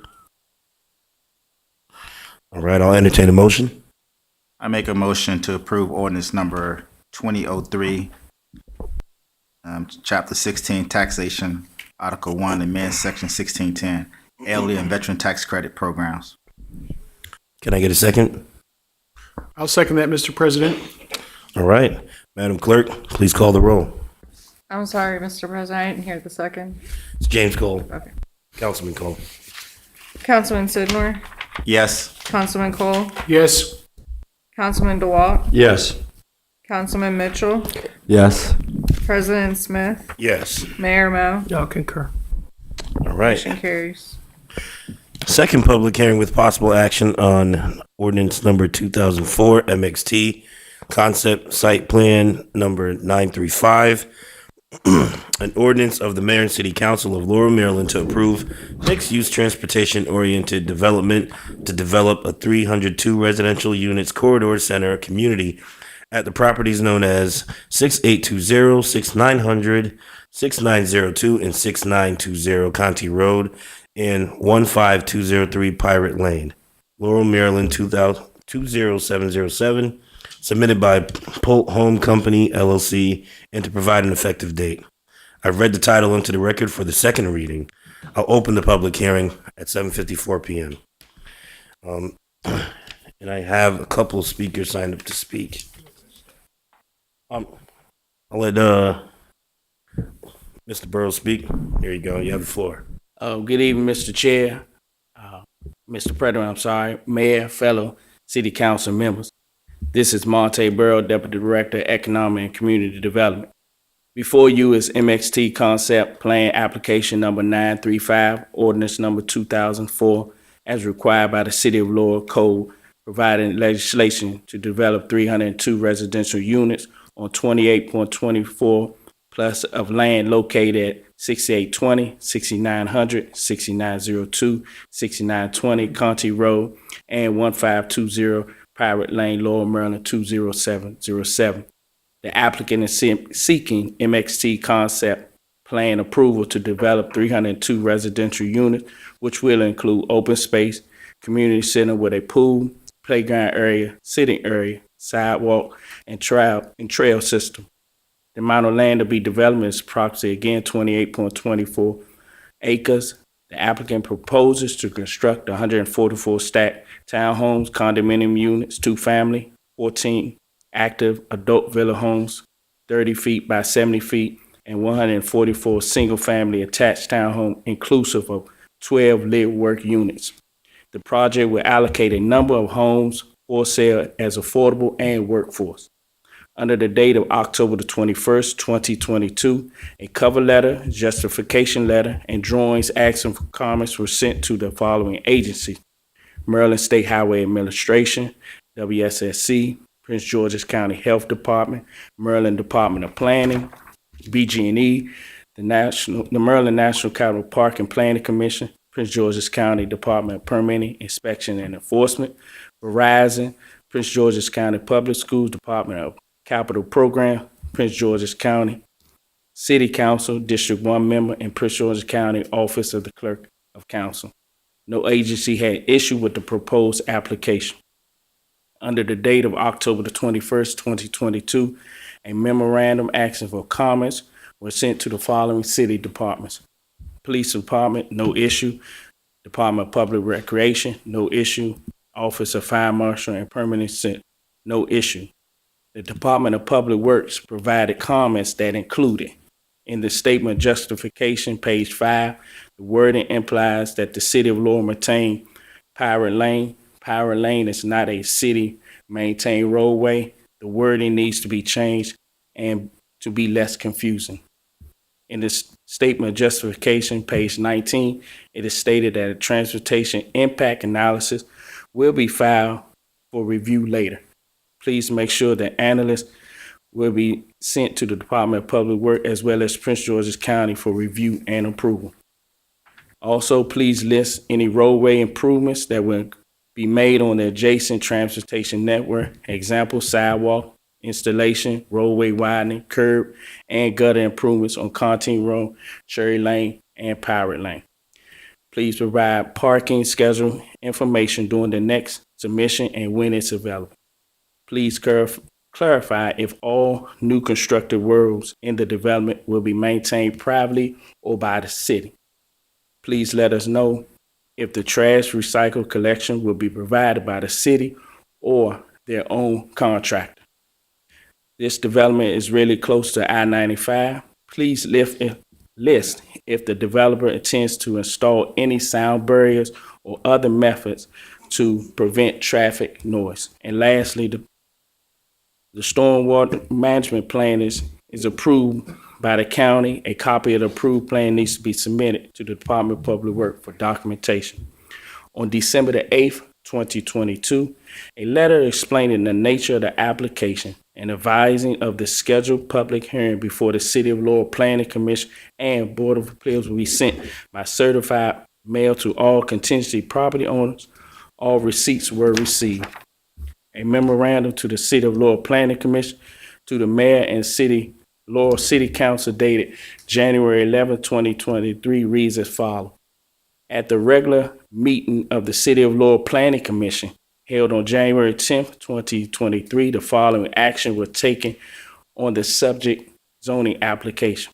The commission, on the motion by Mr. Wilson, second by Mr. Wilford, and carried on a roll call vote of all members present, voted to recommend approval of concept MXT site plan application number 935-6820 Contine Road as presented in the technical staff report and proposed ordinance of the mayor and city council. The applicant will be responsible with the following conditions. The applicant shall obtain preliminary subdivision plan approval from the planning commission. 2, the applicant shall obtain final detailed MXT site plan approval from the planning commission. Thirdly, the applicant shall obtain final record plat approval from the planning commission. 4th, the applicant shall obtain forest conservation plan approval from the planning commission. And lastly, the applicant shall comply with all federal, state, and local laws and regulation for the protection of the use of the property. The file contains a certified certificate of publication verifying that this application and public hearing was advertised in the December 22nd, and the 29th, 2022, and January 5th, 2023 issue of the Prince George's Post. The file contains an affidavit signed by the applicant attesting that a zoning sign has been placed on the subject property, has remained and shall remain until the decision is reached by the city council. That concludes the reading, Mr. President. The applicant and his team are here at today's meeting for any questions. Thank you. All right, thank you. Before I move on to the speakers I have signed up to speak, is there any comments or questions from the council? Can I wait till after, Jackson? You want to wait till after? Yeah. All right, Councilman Senor? I just want to make sure that First Baptist Church is heard and the questions answered by the applicant. Okay. All right. I'll move on to the list. Mr. Gibbs? Good evening, Mr. President, Mr. Mayor, members of the City Council. Pleasure to be in front of you in person. And I enjoy that quite more than these virtual presentation days. So I'm not going to give a long-winded presentation tonight. Done that once already before you and, of course, before the Planning Commission. I did want to introduce Mr. David DeMarco Pulte, who's here. Chris Spar and Bobby Varner are here. Civil engineer Ken Dunn and our transportation Wes Guckert. They're all here for any questions that you may have. I appreciate the staff recommendation of approval. The staff report was very thorough. We had no concerns or problems with any of the conditions. And I also appreciate the Planning Commission's recommendation of approval. The description of the project that the staff gave was right on point. All of the uses that we're proposing are permitted as a matter of right in the MXT zone. We believe we meet all the criteria in your zoning ordinance that are articulated for the approval of a conceptual site plan. We discuss those in substantial detail in our justification statement. And I want to emphasize, there are some folks here tonight, and they haven't had the benefit necessarily of listening to every presentation. But I want to emphasize that the conceptual site plan is just that. It is a concept for the development. We gave a lot more detail in our justification statement and in the potential layout that we submitted. Those things are not required for a conceptual site plan, but we wanted to be fully transparent and provide as much information as we can.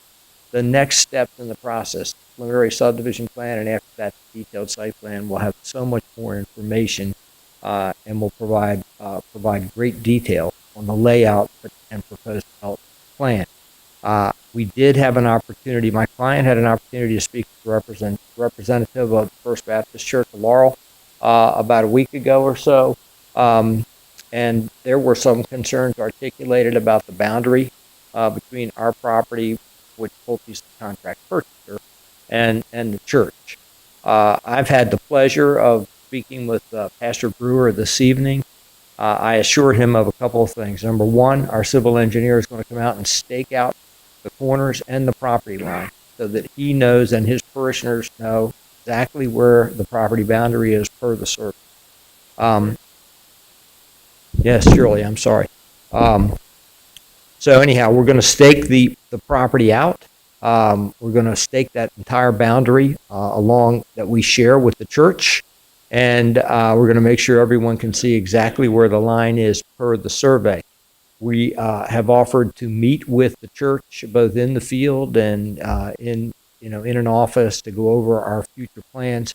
I have pledged to stay in constant contact with Pastor Brewer and the church, to meet with the church and to provide them with copies of plans before we file here with the city, so that they're fully aware of everything that we intend to do.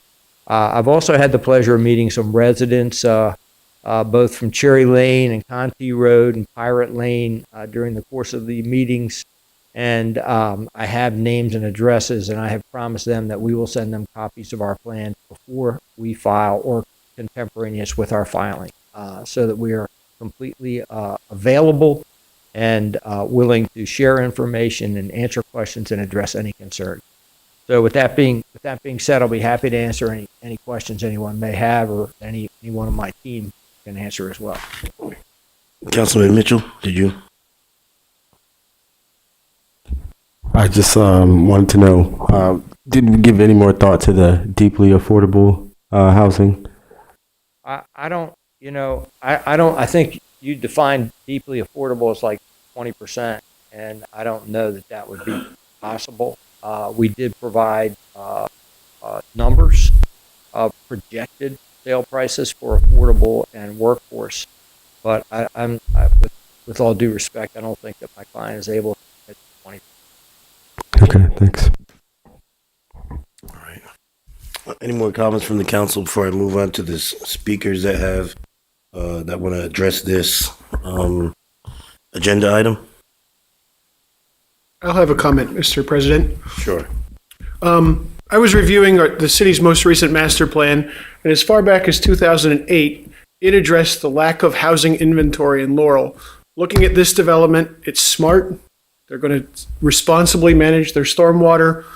I think this is a good development. It's going to have affordability aspect that we need in this city, and I support this ordinance, I'm sorry. Councilman DeWalt. Mr. DeMarco, could you come up to the speaker, please? I'd like to ask you a question. My biggest concern is with this affordable housing and this workforce, because we don't have affordable housing in Laurel, and it's slowly creeping away. Even some of the old houses that have 4 or 5 apartments in them, things like that. We don't have any affordable housing. What's my biggest concern is having a predator come in here from another state, a big corporation, landlord, whatever, comes in here, and these are all for sale. None of them are for rent, correct? Correct. And he buys up all the affordable, or he buys up all the workforce, and then he jacks the price way up, where it's probably not even affordable now, but at least it's halfway decent, because somebody's going to have to get a mortgage for it, which they won't be able to rent gouge or anything like that. And my biggest concern is that you get a corporation from like Schweb out of New Jersey that came into Prince George's County and bought 5 or 6 properties and jacked the prices way up on our residents. The only one we have is Westgate, but that's in the county. It's not in the city, but it still affects us.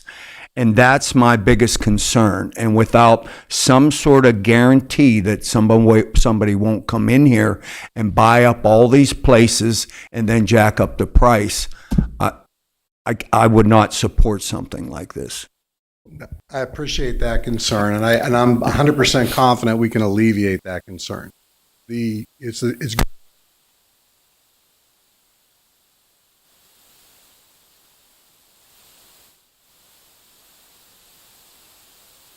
We do have affordable housing. It's in our thing. Oh, for sale. I got you. Okay, go ahead. That's my understanding, and I believe that's correct. The good news is we have worked in several jurisdictions where we've done both workforce and affordable housing, and the big corporations wouldn't qualify to purchase these homes. Okay, there's certain qualification measurements that the buyers have to meet in order to be qualified to buy these affordable homes. And there's different categories for workforce as well as the affordable. And there's different price points for workforce and affordable. But there's no corporations that can come in and buy these homes and rent them out. And we can stipulate to that, as well as I want you to know that if somebody qualifies, when they go to sell their home, they have to sell it to somebody else on the list. It's not like they get to sell it for market. So it's a very closely controlled program. And I'm pleased and happy to work with your multifamily staff to work up how the qualifications and screening can go.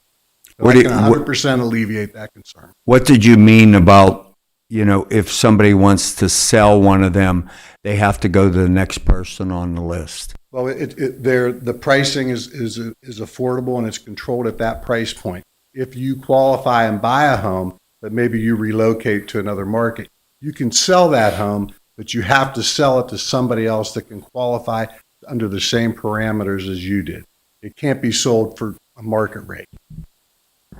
Okay, thank you. That in the deed, making you do that. We will put it in the Correct. covenants and Absolutely. we'll work with you all to help establish the program and share what our experiences have been. Yeah, I just want to make sure everybody understands. First off, we do have a affordable housing policy. We have 80 units or 79 units.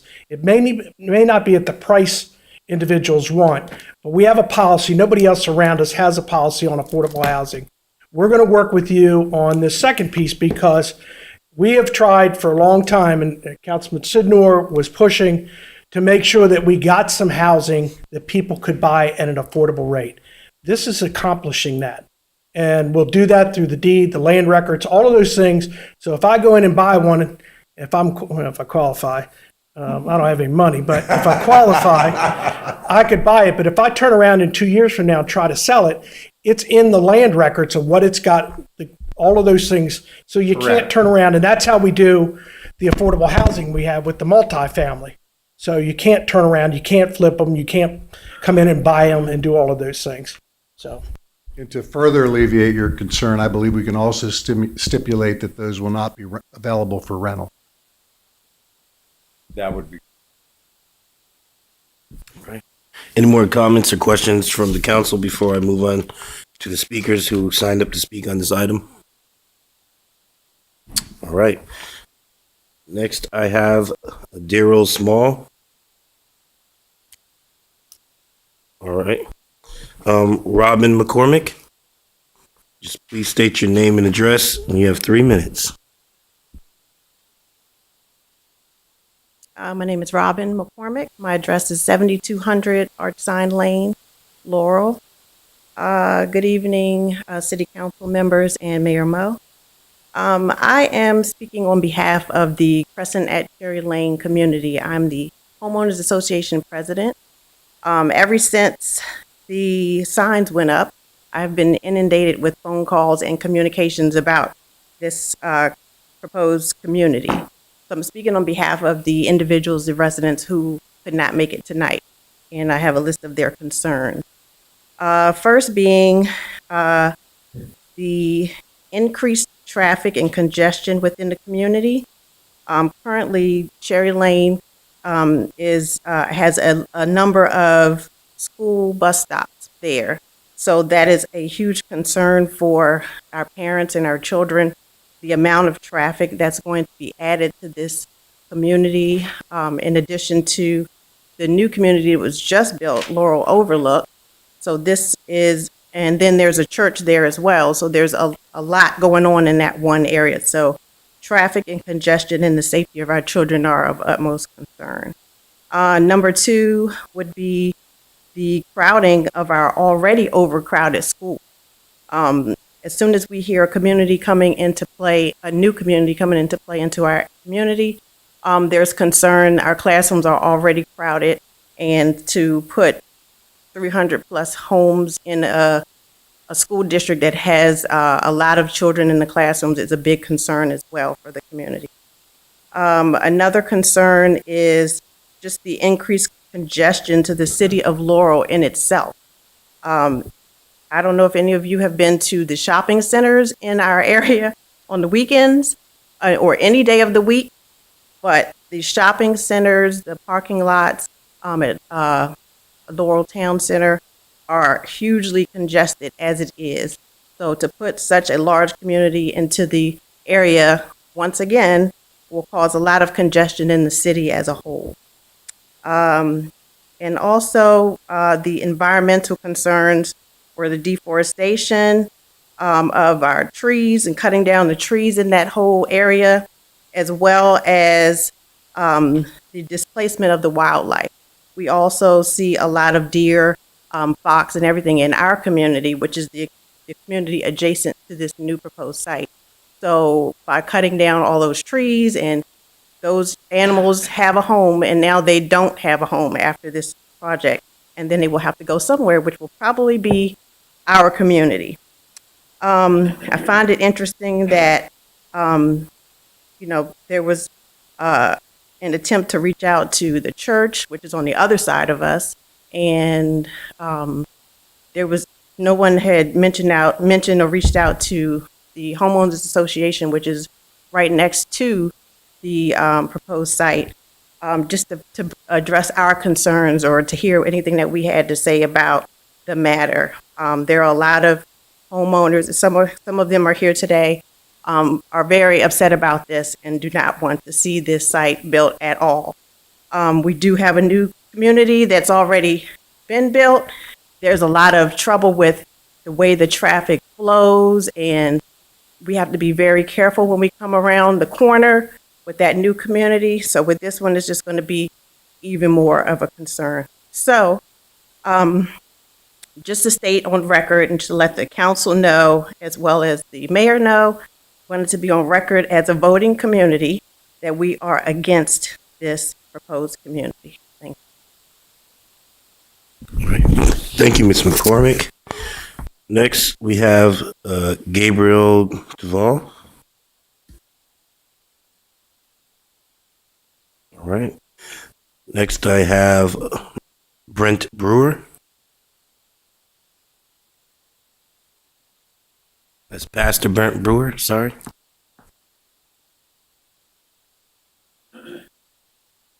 I'm Brent Brewer, 2936 Middleham Court, Hanover, Maryland. I'm also the senior pastor of First Baptist Church of Laurel. I greet you, Council President, Mayor, Council members. First Baptist Laurel has had a wonderful relationship with the city of Laurel for over 130 years, and we do not take that for granted. And we love what the city of Laurel does, and we try to partner with them in any way that we can. I would let you know that our congregation is 550 active members that are on our property each Sunday. We also operate in our building a ministry called the Christian Academy of Laurel, which currently has 182 students. And we seek to serve the community and use our property to the best that we can to serve our community. We have an upward sports program that has several hundred people participating throughout the year in soccer, football, and basketball. So our property is very, very valuable to us.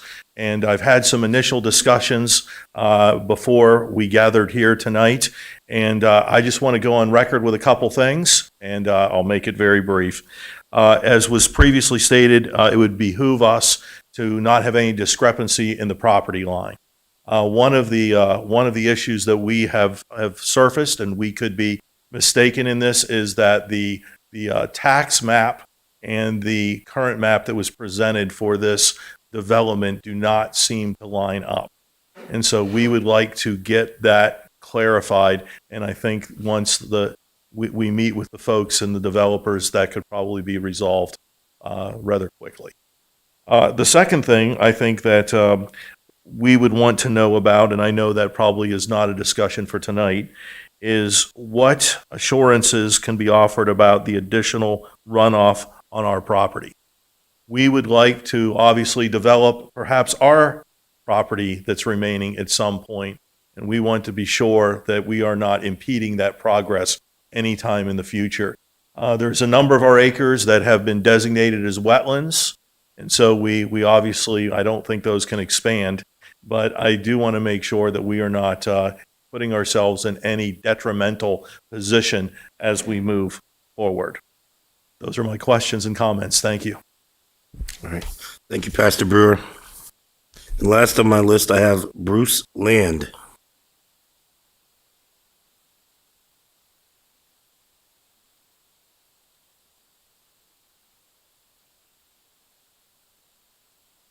I'm Bruce Land, 9426 Northgate Road, Laurel. I've been here in Laurel for many years. My wife joined First Baptist Church when it was over on US 1, Montgomery Street there. I joined a few years after that, and so I've been active in the church for probably close to 60 years now. After over 50 years of being an engineering manager for Johns Hopkins Applied Physics Lab, I tend to look at drawings with an engineering eye. And I notice in Exhibit A, it shows Conti Road coming straight through into the First Baptist property. But Exhibit B shows it Conti bending northward through the MXT property before entering First Baptist. So I'm postulating that the exhibits don't agree with themselves, much less with what I have from my surveys. So I think that doesn't give me great confidence in the rest of things when I see things that are evident there that have disagreement. The exhibits do not appear to scale properly either. And so, that gives me additional concerns as far as trying to understand what's going on. The stormwater management is a real problem too. I know we have approximately 200 parking spots in the front of our church there, and we were required to put in a monster stormwater pond that's about this little bigger than this room, as well as 2 long trenches of stormwater management that the county comes in and forces us to dig it out and fill it with fresh stuff on a regular basis. As I look at the plans that were shown, I don't see any stormwater management ponds here. And so I'm wondering, they're putting more real estate under hard surfaces than we are, and yet I don't see any scaling of stormwater management. I saw in one of their slides on that handout that they showed this small ditch full of rock. That isn't going to do much. At least we couldn't convince the county it did much. So again, the whole stormwater thing does not appear to be addressed at any point in this. So that gives me great concern. With the area there that has been designated wetlands, we just don't want that to grow. We can't do anything about it, but we don't want it to grow, and we find we don't know how to monitor that. It's not one of those areas that is constantly wet, which makes it even harder to monitor.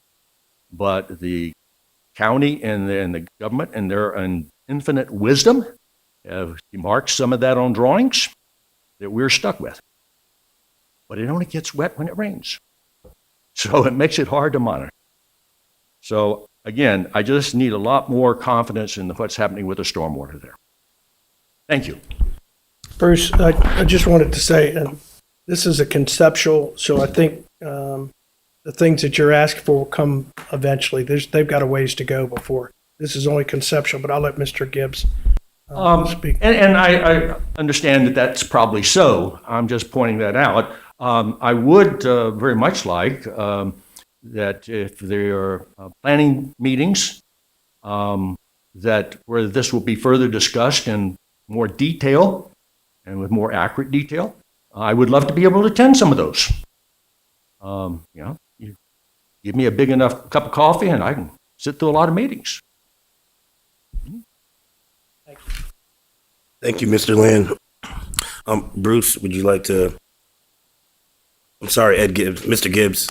Would you like to respond to any of the Yes, comments please. you've Thank you heard? very much, and ever so briefly. I can't emphasize enough that we probably were our worst enemy by providing that layout as part of this submittal, simply because that was a schematic drawing showing how the property could be developed, and it may well be developed in general conformance with that schematic drawing, but we don't have stormwater management at this point in time. That's something that's going to come with the preliminary subdivision plan.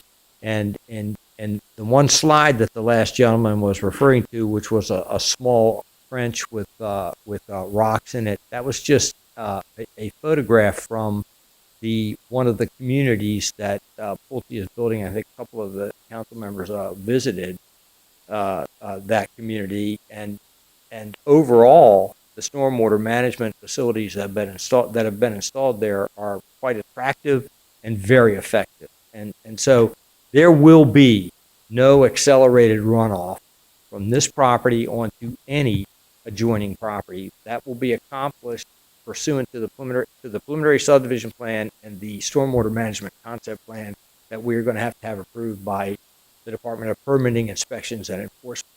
I mean, that is a requirement. We can't get it approved if we're going to accelerate the flow on any adjoining property. I can only say that we will continue to work with the residents in the neighborhood. I apologize to the representative of the Civic Association. We will reach out to her as well, Ms. McCormick, and we will stay in close contact with everyone as we move forward. And I can pledge to you that we will get copies of our plans out to these folks before we file. Thank you. All right. Any more comments or questions from the council? I'd like to just address a couple things. Sure, Mr. Councilman DeWalt. Ms. McCormick, you mentioned about traffic. It's everywhere in Laurel. And when these developers come in, they hire their own company to do the traffic studies. And you'll be surprised how little they do to resolve all this traffic. But it's paid for by the developers, and they get these companies to come in and do it. So I don't have any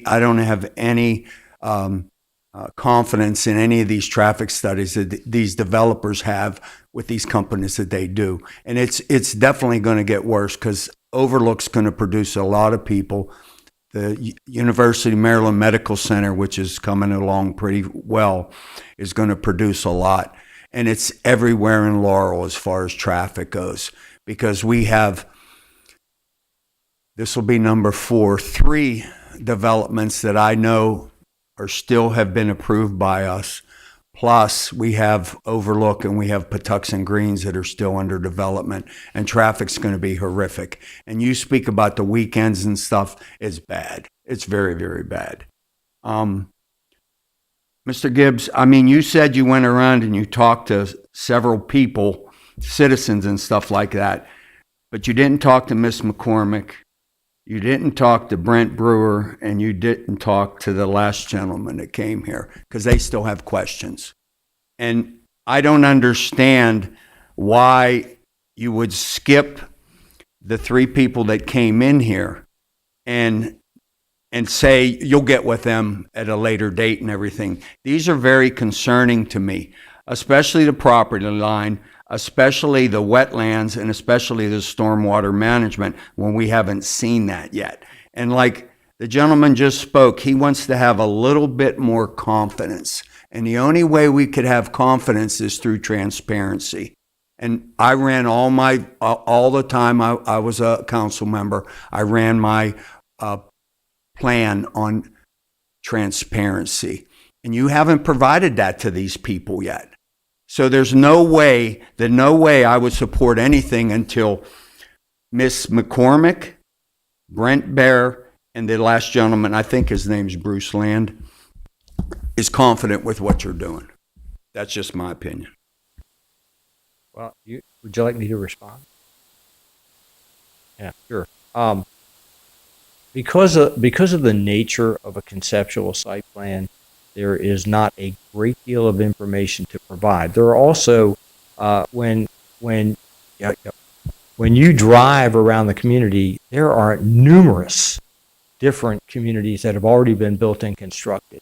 And so I did talk with Mr. Love about whether or to what extent we should meet with the homeowners associations before the conceptual site plan process. I don't think we could have met with everyone. If you view our interaction thus far as being a deficit, in your opinion, I apologize for that. But we really view the preliminary subdivision plan process and the detailed site plan process as a real intricate portion of the development, where we'll have constant meetings with the civic associations, with the church, and that's really all I can say. I apologize if you felt we should have met with more people as part of the conceptual site plan, but it's such a general document. Traffic. You may have your doubts about traffic engineers that applicants retain, but I can assure you they are professionals, and I can assure you that the traffic study will be scoped with your public works department. We will look at the intersections that they. Well, I mean, you're not going to convince. I mean, we can only do it according to the regulations, sir. and that's exactly what we will do. So I really don't want to be argumentative in any sense with. No, me neither. As long as you talk to those people and they come to me and they say, hey, we worked everything out. That's what transparency is. That's all I Well, want to hear from them. We certainly are going to maintain contact with all the folks that have been here. I'm going to talk with Mr. Love about anybody else that he thinks we should meet with, and we will do that. I promise you. Thank you. All right.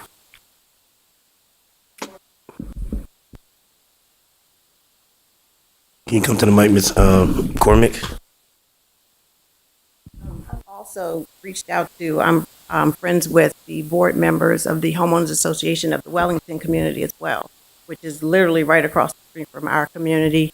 And he knew nothing of this.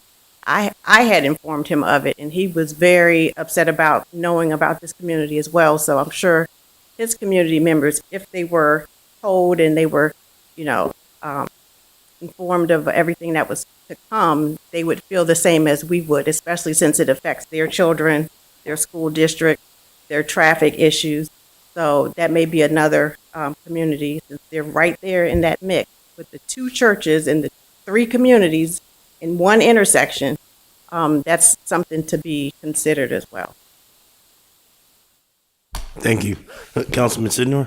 Yeah, I just want to reiterate that this is just a conceptual plan. It's not the final plan for Ms. McCormick and Pastor Brewer. It's just to get them the process to go forward, to get everything worked out.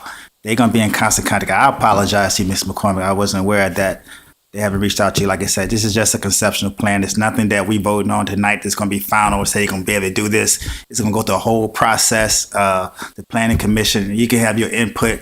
So this is just saying you can go to step B to get the next draft in. So that's all this is. This is not nothing we voting on tonight saying 300 townhouses going to be built and so and so and so and so. I also just want to add to that, this is something that I've been working on since I came on the council, because we talk about housing and rental property and all that nature. We all went to a National League conference in Kansas City, and they talk about there's enough housing in the United States. So we understand that traffic is always a concern. School is always a concern. All these things are always a concern, everything throughout the country. But the main thing they talked about, there was not enough housing. And so our master plan said we had to have so many houses in the city. And I know it's tough, but these are the tough decisions. We're going to work this thing out together. Once again, the developer, they're going to talk to you guys, have a lot of meetings before we vote on anything. This is just to get the ball rolling. So that's all. I just want to put that on the record and make sure that, we understand it's clear. This is not a final plan that's going to be voted on tomorrow and they're going to start knocking trees down and all that stuff. This is just to go forward. Thank you. Councilman Mitchell, did you have anything?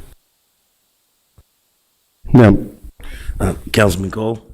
All right. Mayor Mo. Unless anybody else has. I just want to make sure it's clear for transparency reasons, but also make sure it's accurate, because some of the information that was provided is not accurate tonight. Although the developer has their own traffic engineer, they use them. That isn't what we use. We have a city engineer that reviews plans, that works with traffic engineers, and then if we need to, they talk to the state and they talk to the county as well, their departments as well. So we have on board a city engineer that reviews traffic and does all of those things. It isn't like we take whatever they submit and approve it, or the planning commission, excuse me. It is reviewed at many different staff levels. It's reviewed possibly by state, and it's reviewed by county officials as well. And these are all individuals that have stamps, for their certifications of this. But to be accurate, we have a process here in the city, and we have a city engineer that reviews traffic and makes recommendations. Thank you, Mr. President. All right. And I'll just echo what Councilman Sidnor said. It's just a concept. Things can be stopped in the track later down the line. Be involved in the planning commission when they get there, testify, and of course, just stay engaged. And I'll be sure, as your representative, to stay engaged with you guys as well. I'm sorry you guys didn't hear. And again, we apologize for that. But I'll be sure to make sure that I'm in contact with you, Ms. McCormick, Pastor Brewer, and the rest of the city of Laurel. So with that being said, Madam Clerk, please call the roll. Oh, sorry. Let me close the public hearing at 8:35 p.m. and I'll entertain a motion.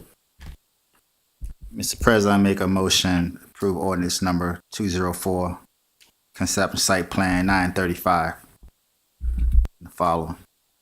All right. And can I get a second? Mr. President, I'll second that motion. All right. Madam Clerk, please call the vote. Councilman Sidnor, Yes. Councilman Cole, Yes. Councilman DeWalt, Sustain. Councilman Mitchell, No. President Smith, Yes. Mayor Mo. All right. And moving on to agenda item.